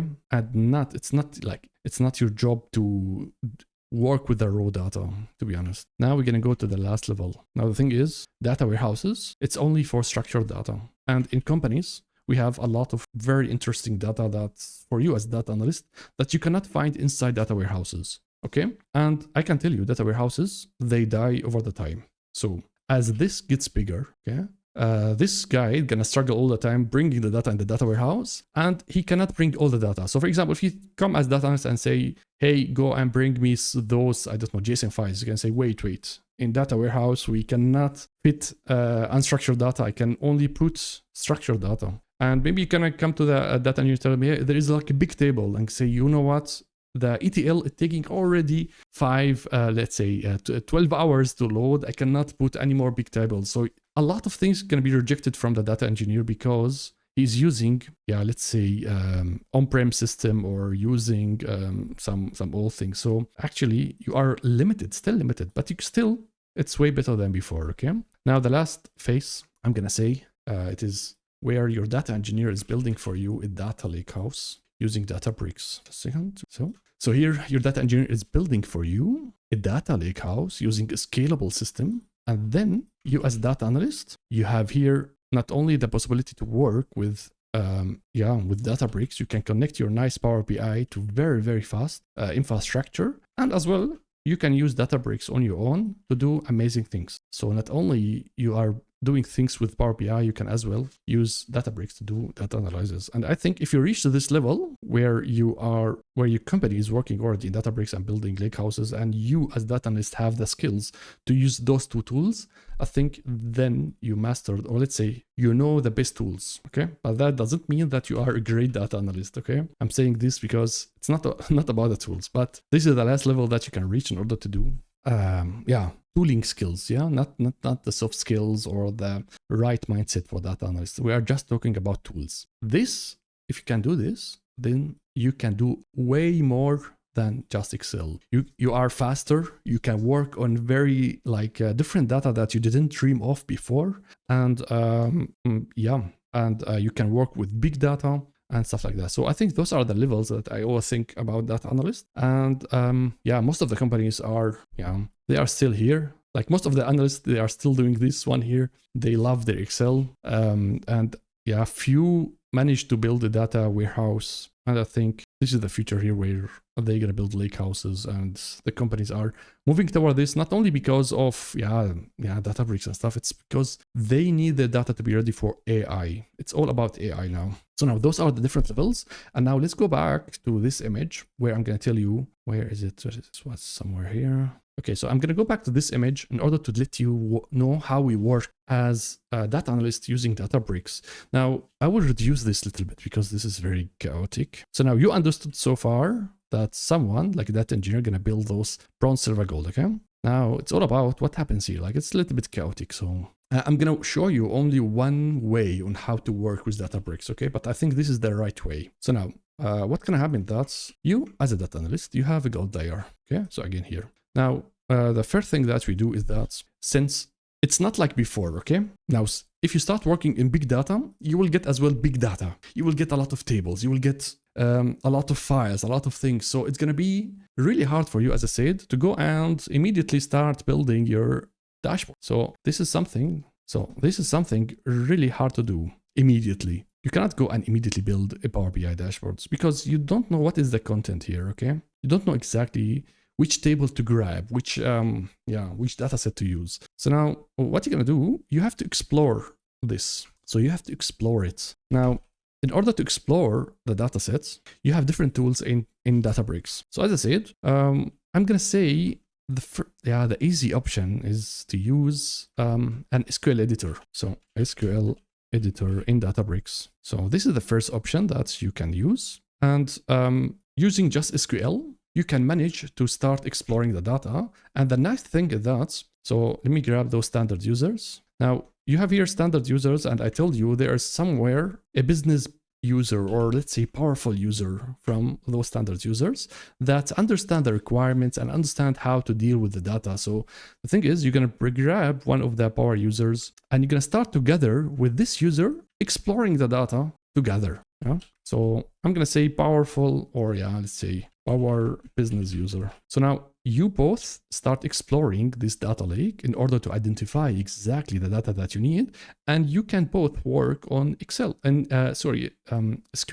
and you both can use the SQL editor. So you can share it with you. It's like you start writing a query, then you send an email. This, like I trained one thing in my projects. I had one data analyst and one business user, and I trained them. I made like such a session to tell them, you know what? So you start writing the SQL. I told the analyst, you start writing the SQL query, write it until the end. And once you have the first draft, share the SQL with the business user. He knows SQL as well. And then they both start working on the same SQL query. Like imagine that. It's crazy, right? So both he tell you, oh, this is not the right table to join. This is the correct table. And they start talking and discussing stuff using the SQL editor, yeah? So now, when they have like multiple queries, okay, as they work, they're going to build a lot of queries. Now, once they have all those queries, they're going to go and put everything in one dashboard. So I'm going to call it the first version of the dashboards. So this is what we do in Databricks. We can go and put all those queries in a dashboard in order to have the first look of our use case, our reports. And of course, the dashboard is getting the data from here.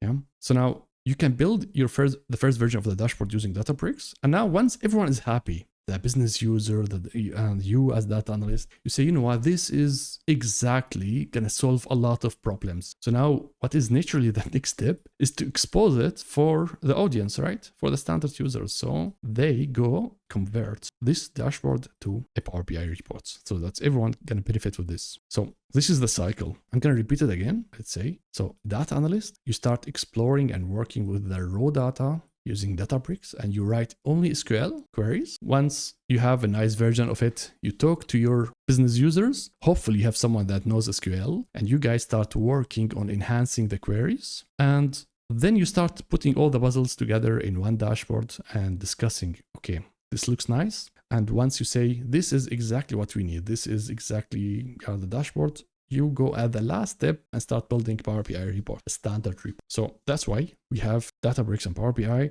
And this is exactly the process. And exploration becomes something very important as a data analyst. And you're going to spend most of your time just exploring. Again, if you have an Excel or a normal database, you're going to have like 5-6 tables and that's it. But now, since things are easy for us data engineers, we're going to give you a lot of data. We're going to give you a lot of tables. And suddenly you as data analyst, you're going to say, wow, we have here thousands tables. I built like few data products, and the count, the whole thing is like 300 tables. So this is too much, yeah, for data analysts. And to be honest, it's now their job to start exploring correctly. That's why now exploration is something really important to learn as data analyst, because you are working now with big data and big companies. That's why you're going to spend most of your time exploring together with the business user until you guys bring the correct data from this huge data base, okay? So once you have the version, and then you can work on it. Now, before it was easier because it is clear the company has 5-6 tables and you build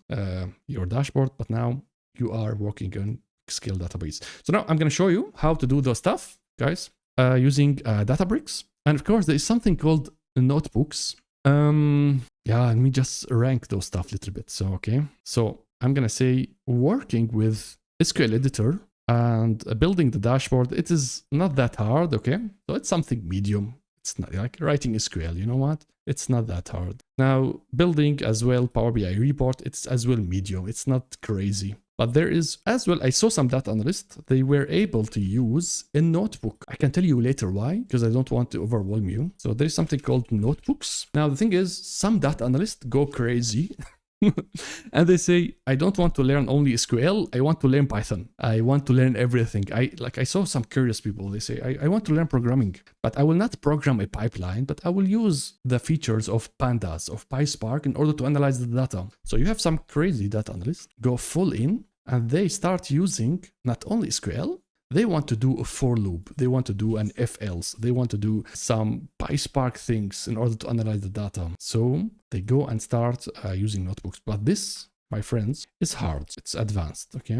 And not that hard, but you just have to learn the language. And I don't expect that a lot of analysts are going to do that, okay? But I'm going to find few that are willing to do that. So I'm going to say this is advanced thing to do. So the rest is easy, or let's say medium. And the easiest, of course, I'm going to put the easy, like, tab only on the AI, because the AI is going to be the easiest way to do PI. But now let's go back to this picture and I will guide you, or let's see, we're going to have a few examples on how to do the those stuff. Now let's go back to our Databricks. So that's what the theory. Sorry for that.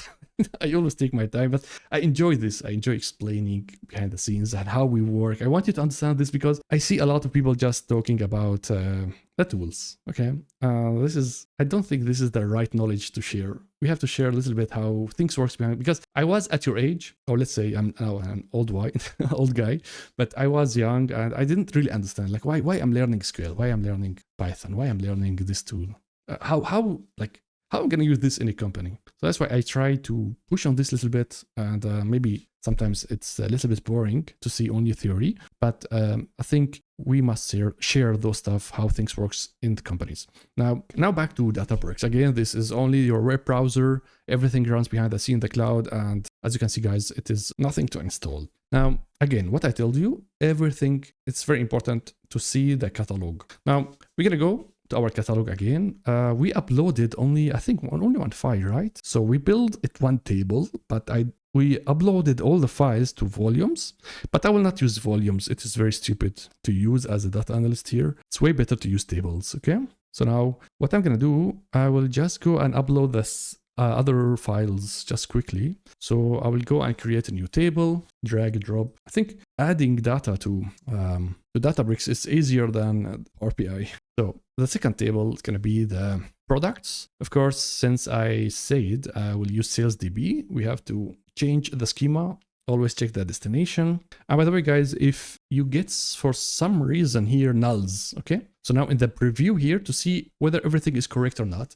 If you see here things are null and red, that means the format is not automatically correct. So you have to go to the advanced attributes, and here you're going to find the file type. It's usually CSV, so you cannot have any other type. And you check the separator, the skip character and stuff. So in the dataset that I give you, it is a comma, separator, and the first row is the header. So the default thing is enough, and I think Databricks is like smart enough to detect those stuff. But for some reason, if you are getting nulls, then you have to play with those options here until you get it right, or you understand the CSV file, whether it's correct or not. So now I see the data. This is my new table. I'm going to leave it as it is. It is in the correct schema, create table. So now my CSV file is uploaded, and at the same time, Databricks is converting the file format to Delta format, which is way nicer than CSV.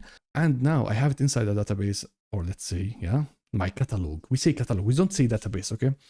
For the language, it looks like a database, but we say catalog. It's inside my catalog now. The whole thing, we call it Unity catalog. So if someone tells you, show me the catalog or go to the catalog, we mean this over here, like a database. But this word is not accurate if I keep saying database, okay? So now we're gonna upload a third one in our catalog. Let me just go it quickly. So the facts, I'm gonna go and drop the fact.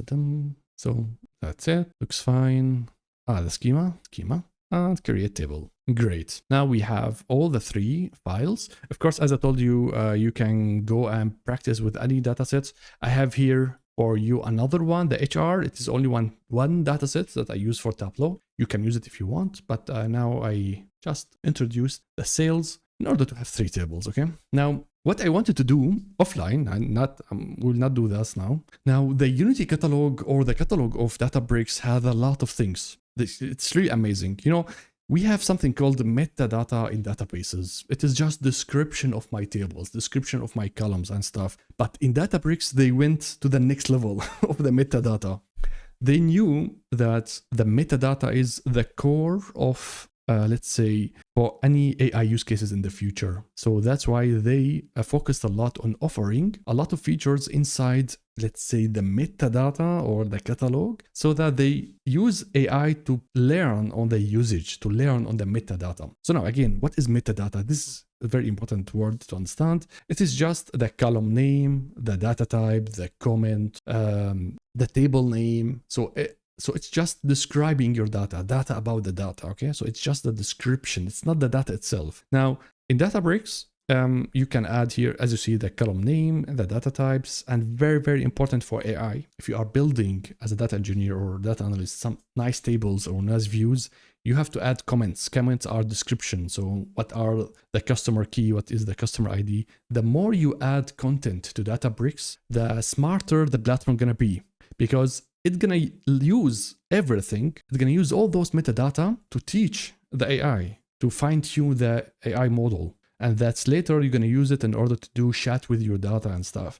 So the whole mindset changes as you work with the catalog. Is that before I added comments just to, nice info for the team. So nice info for my project. You know what? This is a customer key. If a person goes and sees the comment, they can understand the content. But now we add comments, we add metadata, not only for us, but as well for AI. So now that's why it is I'm gonna write an article about it, but it is something that is getting very, very important. It is way more important even now than data modeling. If you have a perfect data set, but you don't have a good metadata inside it, your AI gonna be crabby. So now the table has a lot of things to see. As you can see, the overview, and as you can see here, AI starts working with you in Databricks, like everywhere. If you start writing SQL, if you start writing PySpark, you're gonna get always an AI assistance. So look at the description. It says the table contains information about the customer. It includes details such as names, stuff. Oh, this is really nice description. I'm going to say, okay, I'm going to accept this description. And now my table has a nice description. So I just described the table.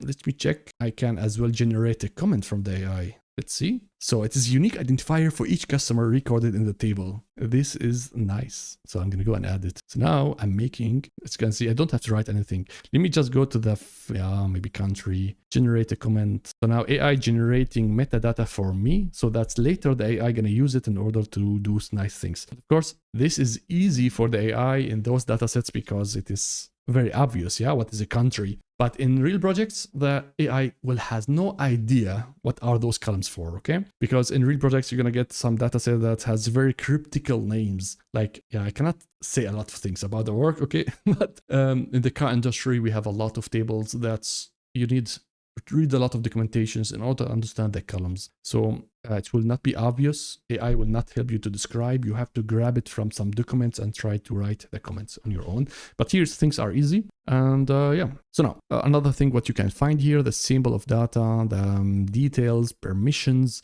and all those stuff, we found it in databases, normal databases. But now there is history. Look how amazing it is. I can see now the full versions of my tables. Look at this. Baraa, this is my email address. I created a table. I changed a column because I added the description. I changed another column.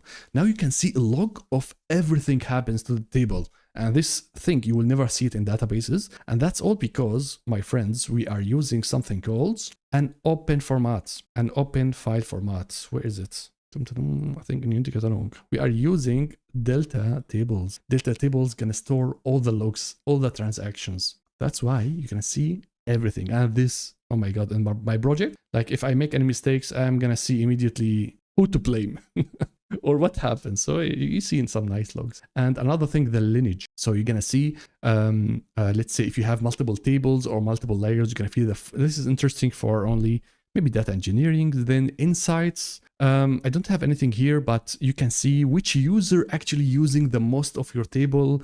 You're going to see how often this table is used from you, from other. You have a lot of statistics, and all those stuff is captured inside the cloud, and it's going to be used as well for the AI. So this is, next level, guys, because to be honest, those stuff we will never find in any normal, like on-prem data warehouse, stuff like that. So it is capturing a lot of things. Like if I go now and do a query inside this table, it can be captured and stored inside the insights. But of course, since we have free new accounts and things looks empty. And the last one, quality. Let me see, enable data quality monitoring.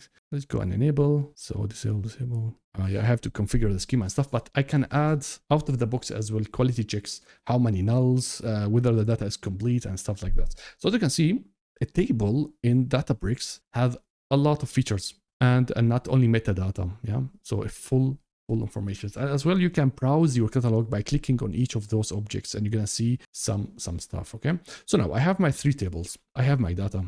Now, what is the next step? Okay. It looks nice. Now, this data could be used in many different use cases or in many things. Now, as I said, you as a data analyst, first you have to explore the data. So I keep jumping between those stuff. Sorry for this. So I need an SQL editor to explore the data. And now if you go to the tool, this is the most important thing for you, an SQL editor. So this is something that we keep using all the time, and it is very advanced, the SQL editor in Databricks. So if you go inside it, you have to keep your eye on few stuff, okay? So first of all, you have to keep your eye on this green dots over here, because it's gonna tell you whether the compute is online or not. If it's not online, then you might get, let's say, you will not get results or stuff like that. So make sure it is online, started, or it might take few minutes in order to be started, yeah? Especially if it's small. So make sure this is green. What you can keep your eye on this run all. So as a default, it's gonna be 1000. And this, oh my God, how much time I had, not the conflict, but my data analyst or my power users tells me, Baraa, I'm not getting all the results. In my data, I have like 100,000. Why I'm getting only 1,000? It's because of this here. I cannot change it. It's going to be always as limit 1,000. So if you have more than 1,000, make sure to remove it. Remove the limit. But if you are just exploring, it's enough. So this is the reason number one why someone can blame you why the data is missing, because of this. And as well, what else? Now about the query, this is the SQL editor, right? So this is the whole SQL editor. I can write now SQL, select star from stuff, blah, blah, blah. You have here two options. Either you're going to write the full path of your table. So you're going to say, okay, let's say this is the workspace because we are at the workspace. Okay, then the next level gonna be the schema, then the next level gonna be the table. So I'm giving the full path. As I told you, you can go to the 2 arrows and do that. Or actually you can configure the whole thing here on the top. So you can say always everything that I query is gonna be from this sales DB. And I believe if you go and remove it, so with that you skip. But I always forget about this. So that's why I always add at the start the workspace and the sales DB. So you can go and query. Now it's gonna say the schema has changed, a new session is required. Okay, start a new session. Now I query the data and look at this. I have some results as a table. Now this is very classical as a database. Now if you worked before in databases, you always get the result as a table, right? So this is something that's classical. Now what I'm gonna do, I will just do one query where I'm gonna go to the facts, to the sales. Let me just go over here to the tables. So I'm gonna go and target the fact sales, and I will do simple aggregation where, for example, I want to do total orders over the time. Okay, so it is very simple aggregation that we're gonna do. I hope that you guys are able to see. If it's small, say something, right? So now what we're gonna do, we're gonna go and say maybe the order dates. I grab the order date, I grab the sales amount just to check whether they are inside. Yes. Okay, so now I'm gonna use some date trunk. I think it's date trunk in order to make it as a month. So this is order date, and now group by, just grouping by, just to do some basic aggregations. Okay, get some error. Sales amounts. We don't have sales amounts. Oh, I have to sum it, of course. Now I get some, let's say, corrections from the AI. So now I'm aggregating the data by the month. Okay, it's something that we usually do. We aggregate the data by something, whether it's a date or a product or any dimension. So far it's as usual stuff, right? It's like only pure SQL. But now what I can do, I can go and share my query with someone else. I say, okay, this is the result. This is the analysis. I'm happy about it. I explored, let's say, those stuff. And now what I can do, I can go and share it with other colleagues. So now if my colleague is as well having an account and stuff like that, I can go and say, I'm going to write his username or ID, and I can say, you know what, I'm done with the analysis. So now I'm talking about the collaboration, guys. Now comes someone else, as I said, the power user, and they're going to start working with you in the same query. So now we're going to share the query with them and start working together. So he's going to see exactly the query, the same query, but of course, depend on the security levels and stuff. They might see as well the same data if they have enough rights on the Unity catalog. So that means now 2 people are working on the same query, and they gonna extend it and keep working on it until it's correct. Now, if you say, okay, this is perfect, this is exactly what I'm searching for. Now, of course, you can go and download it as Excel CSV, but I can go and change as well the visual of it. So if you go and click on the plus over here, I can change how the data looks like. So for example, here, of course, Databricks is going to suggest for you something which is very correct. I need a line chart. Line charts are usually the best for things over the time. So I'm going to have a line chart for it. And I'm going to say, there's here some configurations like Power BI. So you're going to change here the type. Maybe you're going to make it par, line, area, pi, and you have here some visuals. But again, it is not that strong like Tableau or Power BI. So the options here is only to do exploration. It's not to do fully standard reporting for your end users. So now, if I like this visual, I'm going to save it. And now look at this. I'm able to see the result as a data and as well as a visual. So I'm working. This is something you cannot do in SQL Server or in Oracle or whatever. Yeah. So it's something that you can do immediately on your query to do visualization. So I'm going to say here the orders over time, and now we can do something more crazy. I'm going to now call my query as well. EDA, maybe orders over time. And now, so I shared it with someone else. I changed as well the visual of the results. And now what we can do, we can go and add it to a dashboard. So now this is a really nice query that I need, that I want to put it in a dashboard. So what you're going to do, not only sharing it, I can go click on the, here small icon and say add to a dashboard. So we are making now brand new dashboards, or you can add it to already existing dashboard. Okay. So I'm going to say here, I'm just exploring the sales dashboards, exploring the sales, sales data. So I'm going to go and add it here. It's like a dashboard. It's like just collection of interesting insights that you are finding inside your dashboard. And now Databricks going to move you to another tab. So by the way, once you start working with Databricks, you're going to open a lot of tabs in your browser because it is how you start something new. So I always start my day with one tab and end up with 300 tabs. So now I'm going to put now this is the dashboards. And as you can see, this is the result of my query. Now it's like you are doing Power BI, but very simple one. So I can go and add a text for it. We're going to make a new dashboard soon. So I'm going to say I'm just EDA sales dashboard, sales data. Yeah. So just the title of my dashboard. And now what we're going to do, we keep going. We keep exploring the data. Whenever you find something interesting for your project, for your use case, you pin it in this dashboard. So now what I'm going to do, I'm going to go back to the queries, SQL editor, and keep going. So I'm going to go and add maybe another query and here on the plus. So a new query. I just prepare a few stuff so that we don't spend a lot of time just writing. So now this is another query where I'm just aggregating the data by the category. But here I think I have different schema, sales DB, and here as well, sales DB. I'm just showing you the workflow. Okay. So now another query, another aggregation. And once I run it, I am going to get this data, the raw data of the results.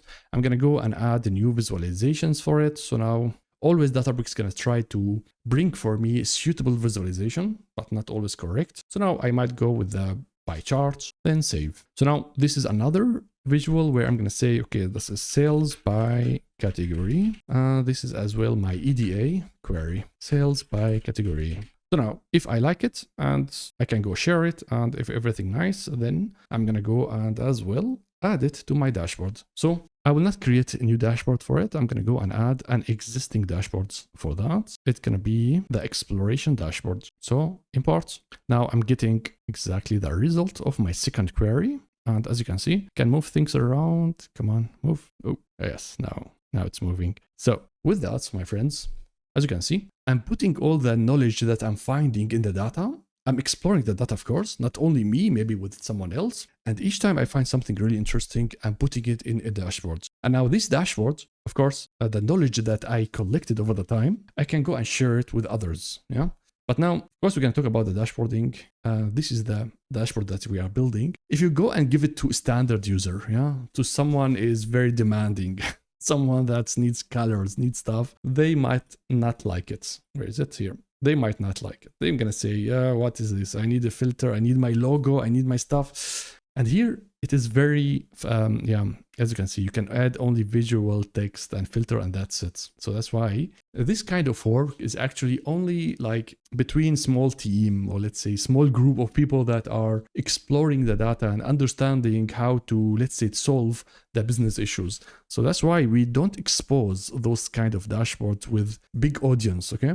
You cannot do that. First of all, it can be very expensive. Something that I didn't talk about. Guys, each time you query here, so let me go back to the queries. Each time you do a query, it's going to use some kind of resources in AWS or Azure. You're going to use some resources from Databricks, some servers and stuff, and you're going to pay for it. Yeah. And if you now give huge audience, the dashboard and stuff, each click, each something they do, it's going to be something that's going to create costs for the projects, because you pay as you use. Okay, so you pay as you use. It's not like Power BI. Like you put the data in the data sets and the import mode and stuff, and the calculations, you are not paying for it actually anything, unless you use direct query, of course. But now everything that happens here has a price. Your company is paying for it. Now, if I expose, of course, the dashboards for huge, like, I don't know, 3,000 people, it's going to generate really a lot of costs. That's why this type of activities is actually for exploring purposes, for understanding the data, for this kind of work, for you, even for you as data analyst. Because now I've done the exploration on my data sets. Next day, I have a nice dashboard without connecting any extra tool to the Databricks, without using Power BI. So this is something that is really advanced for you as data analyst, that you write queries, you can immediately build the dashboards, and you can collaborate. This is something amazing. I found it with a lot of projects. We collaborate with the business users directly on the query level. So this is something nice. And this is actually the exploration phase of Databricks. Now, there is another way where, let's say, you say, you know what, I don't want to start from the SQL editor. I don't want to write queries. I don't want SQL. I just want to build a dashboard. It's like Power BI. I'm Power BI guy. I don't want to go and the whole process writing SQLs, group by, I don't know, date trunk, function stuff. I don't want to do the whole thing. I just want to build a nice dashboard, and I want to explore the data using dashboards. So this is, of course, totally possible. This is another way, but I don't believe this is a nice way to analyze data. But another way that you go immediately to the dashboard. So on the left side, you don't go to the SQL editor, you go immediately to the dashboard and say, create a new dashboard. Now, this is brand new dashboard, okay? So it's empty. And yeah, like any other tool, you need data first. So you go to the data on the left side, and here you have different options. So either you upload the data directly to the dashboard, so it's like Power BI, okay? Or you select and start picking the tables that you want, like for example over here, add a data source, or you start writing a query that is dedicated only for this dashboard. So you have those three options. Now, if you are a guy or girl, you don't want to write an SQL query, you're gonna go and say, add a data source, and now you're gonna browse your Unity catalog, okay? So the workspaces, the sales DB, and you're gonna say, yeah, I like the fact table. I would like the product as well. And that's it. I need those two. And you say confirm. Power BI gonna put those two tables to be ready for you to be used for your dashboards. It's Databricks, sorry. So it's like Power BI. I'm selecting the things that I need. Or if you don't want, if you want still write SQL, you can go and say create from SQL query. So now you don't pick the tables. What you're gonna do, you're gonna write your query that's you're going to use for the dashboards. So as you can see here, everything is empty. So, and you have to write the query that you want. So we are skipping actually the SQL editor. We are going through the data dashboard. And here, for example, I'm going to go and put one query there. I'm just joining the tables together. I'm joining all the data that I need. So for example, I'm joining the facts with the products and then with the customers, and I'm selecting only the data that I need. As you can see here, I'm not doing the aggregations, okay? So there is no group by, there is no halving, there is no sum or average or anything, okay? So we are just selecting, we are picking the things that we need in order to build the dashboard. So now, if I say, this is the query that I want, then run, I have syntax error, we have to find out, where is it? I have here double point. So now, I'm gonna get the results. And after you say, okay, this is exactly what I need, then I go to dashboards. Now here, you have your data ready, and you start building your dashboard as a very simple Power BI thing. So you say, okay, my dashboard has sales, has a title, so sales dashboards. I'll not go in a lot of details. I think this is something really cool for you to explore on your own. So, but I just want to show you a few things. So this is the title of my dashboard, and then I'm going to say I need a visual for it. So I'm going to go and grab a visual. And now the first thing that you want to decide is where the data comes from. Now in this dashboard, I said two tables and then query. Actually, you don't need all those stuff. You just need one of them. So either the tables or the query. So I like my query. And yeah, so it has bar charts. So what you're going to do, I'm going to say I'm gonna count. So here you have to, yeah, it's like you're defining a visual in Power BI, nothing crazy. So count the orders and then buy something, right? So by category. Looks nice, right? No, not yet. Oh, well, it looks nice. Look at this. Now I have a ranking of, or let's say I can see how much sales or how much orders we have for each category. You can switch it by those arrows. So you can switch the visuals. You can, it's just fun, yeah. You don't need me to show you those actually. Can I add a title, show an access title, yes. Okay, so this is the first dashboard, and maybe I'm gonna go and make another one, another visual. This time I'm gonna make line charts again. I like line charts, and then maybe the sum of sales, and then by order date. It's here. So this is my line chart. Looks weird. I have to flip, and with that I have my second visual for my dashboard. So as you can see, guys, this is like one way as well to start immediately with the dashboard. You don't have to write first a lot of queries, but this is how things works. You cannot, if you have an access to a lot of data, you cannot just go immediately and know exactly how to build the dashboard. I believe first you have to go through the exploration phase through the SQLs, and only later you start building your dashboards. Yeah. So this is what you can do. Now we have covered already few stuff, right? We have covered already the SQL editor, which is the most important thing. Yeah. The SQL editor in Databricks. You saw the first version of a dashboard. It is very fundamental. It's not fancy, not pixel perfect. What is missing? Let's see. The most interesting one, the AI. Now, of course, we have AI. So we will not go to the machine learning and AI stuff where we're going to train a model or something. We are talking about something called AI Genie. It is introduced, by the way, a few, maybe I'm going to say half years so far for the AI Genie. It is very, very new. And I presented this topic for top management at Mercedes-Benz. They were very excited about it because this is really the future of how to work with data as data analyst. And this is something I'm very excited about it. So let me explain for you what is AI Genie. I'm not sure. We have already 3 hours, right? I will keep going. If you guys are tired, then I'm sorry for it, but I will keep going. So now, AI Genie. The thing is, Databricks is very smart. They let you add your data here. And as I told you, inside your catalog, they stores a lot of informations, okay? They are storing everything about your tables, the history, the lineage, the insights. So they keep learning, keep training on everything happening on their platform. So they know which table is the most important table in the whole company. They know the lineage of the data. They know the queries that you are doing. Like all the queries I'm doing now, they are stored somewhere in Databricks. They know the dashboard that I just created. They know the catalog itself. If you add comments, if you add stuff, they keep collecting a lot of statistics, a lot of metadata about my data, and they feed their AI.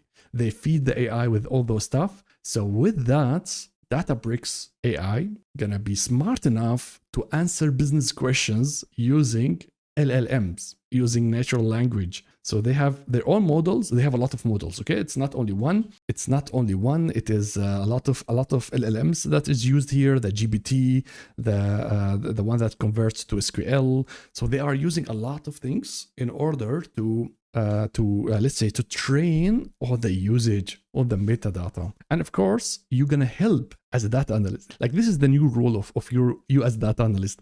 Not only building dashboards, you have to help the AI to answer the business questions correctly. Okay, so Databricks gonna use the usage. Databricks gonna use your help as a data analyst in order at the end to answer correctly the users. So the loop looks like this. Standard user gonna ask the AI Genie from Databricks. It might make mistakes. The team, I believe here, the data analyst, it's not the data engineer, okay? Data engineer has no idea about the usage and about the users.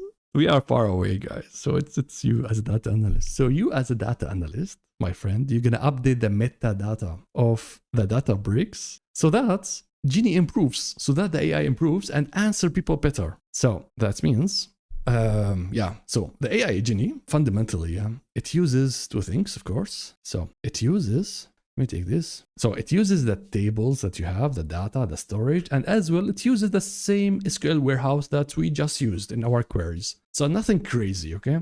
So it is the same resources that we are using. So table and storage. But it's gonna learn. It is learning. It is learning from everything that we do here. So there is stuff that actually you don't have to do anything about it. It's the logs, it is the queries, the Unity catalog and stuff. Those are stuff, the logs especially, it's something that is out of the box. It's gonna learn it automatically. But still, as a business user, or let's say as a data analyst, I'm gonna say here, sorry.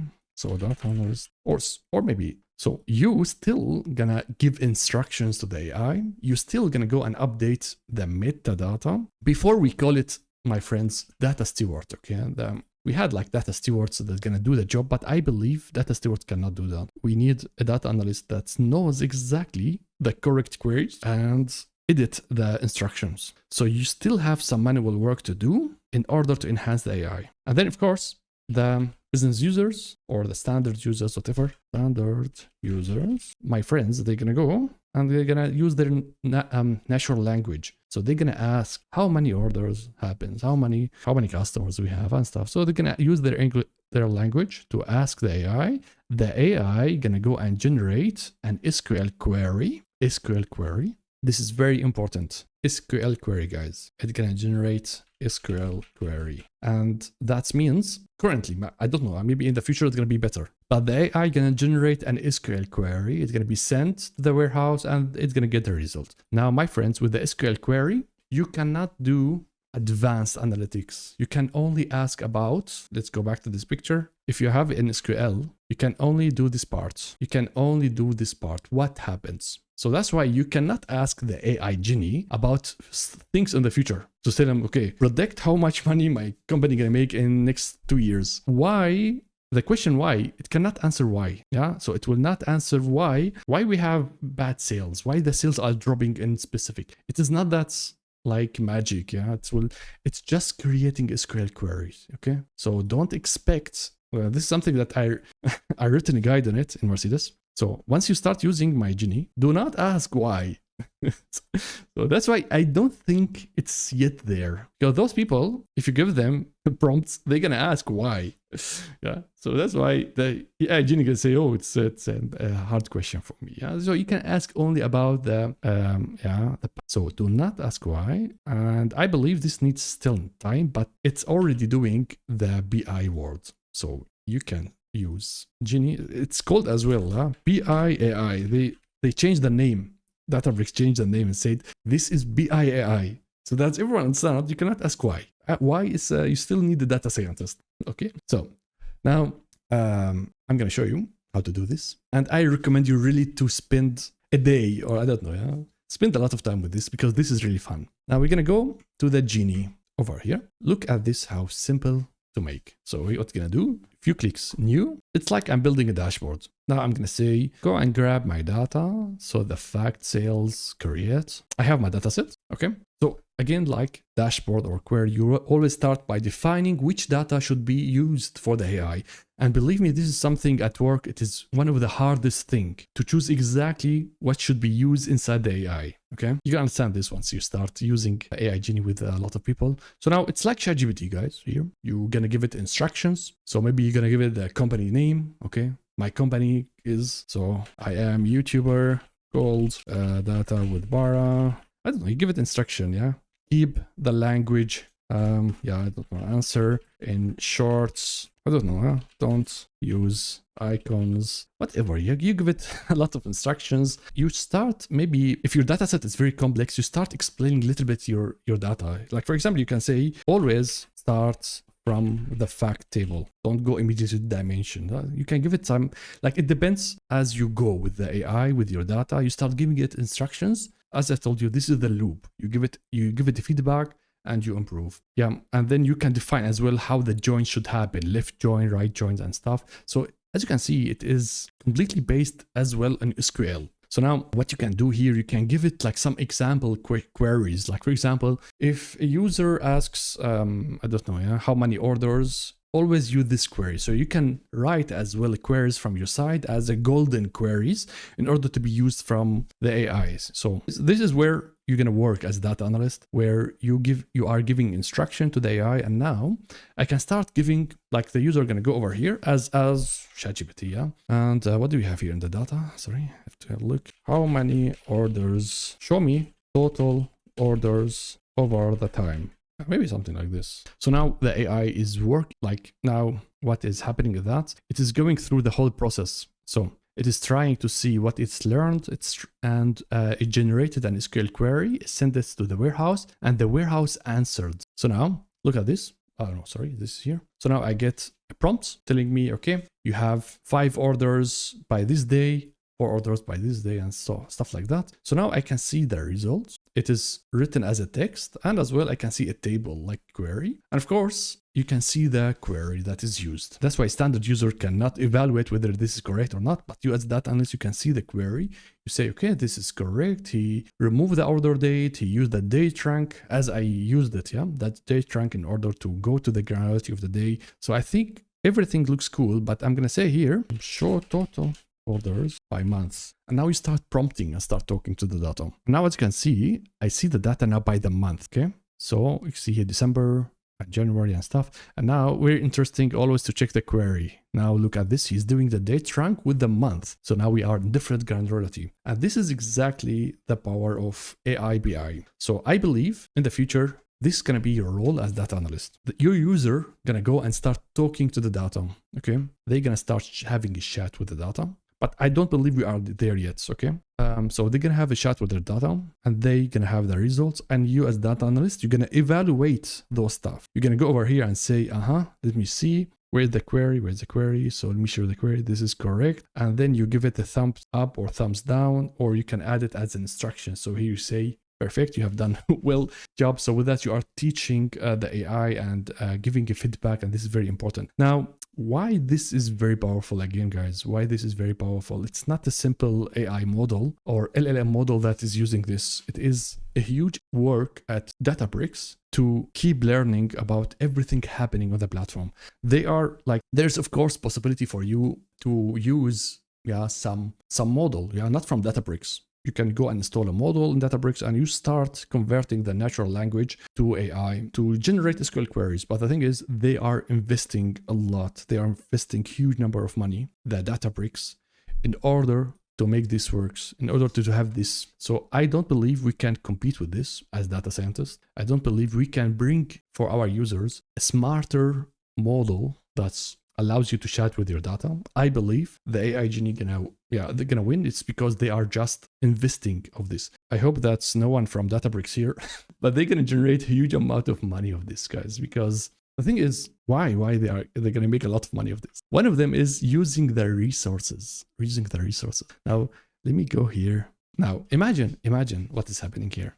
Now, in the company, you have data analysts. They are working with writing an SQL query. How much time it takes you to write a query? It takes maybe, 10 minutes. And maybe in the whole day, you write 3-5 queries over the time, right? Now, you are generating 5 queries and you are using the resources 5 times. Now, imagine if this works, the standard user is going to use their AI. Each prompt is generating a query. It is using resources and you are paying for Databricks. So it's gonna be amazing, yeah. So there will be huge usage, there will be huge audience. Not only we data engineers and data analysts, there will be standard users. They're gonna leave our API, they're gonna leave the whole thing, and they start chatting with the data. And this, of course, means consuming a lot of data. So and a lot of resources and stuff. But I believe this is a win-win situation. It is important that everyone in the company to work with the big data, not like the old style. Like, I'm closing now the loop, guys. Not like the old style, where only the very, very experts, the 2-3 people that can work with big data can work with the data. Now they are bringing everyone to be able to work with big data. Huh? So not only data engineers, as well you as data analysts, and now the business users and stuff. Yeah, so that's why everyone now can talk actually to big data. I presented this to the higher management. They were very excited about it. I rolled this out to few users, not to a lot, in order to practice and to add the instructions here. but it needs time. And I think this is going to be your main job, to add the right comment, to add the right data, to not like to help the users doing BI on their own. Believe me, if you are a data analyst that are hired in central IT somewhere, you will never be able to ask the right questions like a business user. A business user can ask the right questions. They know what is the business questions. And you are always the middle guy between the business user and the data. So they have always to ask you to answer the questions. So now we are, sorry to say that, removing you in the picture, and you are going to be the one that is helping the platform, helping this to be correct. Because without you as a data analyst, this will not work. I don't believe it's going to ask the right questions here. It's going to hallucinate. It's going to make the wrong data. This is very simple. Yeah, I'm showing you now sales orders, but in process in the companies, they are very expensive, very complicated. Selecting the right data, it's not something easy. So there's a lot of work for you to do in order to prepare this environment. I don't believe a data engineer can do all those stuff unless they understand the data as well. So that's why I'm really excited about this. I wanted to show you those different ways on how to use AI. I wanted to give you the mindset from me. Not only you can here make an AI, I'm just giving you my thoughts process as well with that you can understand what is going on. I was expecting that I'm gonna build a full dashboard and stuff, but I enjoyed more taking you into a whole process. So let me go over here again to the module 2. I know that you guys are tired. I'm blabbering a lot, but I hope that you are enjoying this. We went, I would say, through everything. So not everything, I'm sorry. We didn't cover the Databricks and Power BI, and I didn't introduce you to notebooks. So that's why what I'm gonna say, we managed to close all those topics, but what left is the Power BI part and the notebook part. So what we're gonna do, I'm gonna move those two to tomorrow with the data engineering. I'm gonna do this at the start quickly. So I recommend you to join as well tomorrow, because we're going to talk about all those stuff. I'm going to say there will be homeworks, but you can start with the first section. I'm ready here. So you can go over here and do all those steps and yeah, do it. It must not be until tomorrow. Okay. I will not control you. You're going to do it on your own. Okay. So you can do those tasks. And if you have any questions, ask in Discord. I will be there as well answering your questions, but tomorrow I need it in order to prepare for a little bit for the data engineering. That's why the homeworks for the data analytics is still empty. Once I cover both of the days, I'm gonna go and add homework for you as a data analyst and homework for you as a data engineer. It's just to guide you in the steps, okay? So that you remember, okay, Baraa did first start the query and then insert the dashboard and stuff. So I'm going to put for you here all the tasks, and then you can work on it. So, but give me some time. I will update this by the end of tomorrow. And yeah, I don't know. I'm happy that we managed to cover all those points. I hope that you guys enjoyed the bootcamp. I read all your comments. I read everything in Discord. Sadly, I am not be able now to answer everyone. Thank you so much for the support. Guys, you can do anything you like, you can dream of. So keep learning, keep pushing. Even the job is horrible now, job market, but you can get hired and you can work on all those tools. And yeah, share your knowledge. Share your knowledge. It's very important. So if you've done something nice in Databricks, share it in LinkedIn, share it with others. I love you all. Thank you so much for watching. I hope that was good for you. And yeah, I'm going to say, see you tomorrow in data engineering, and have a nice day. Bye bye. Sleep well.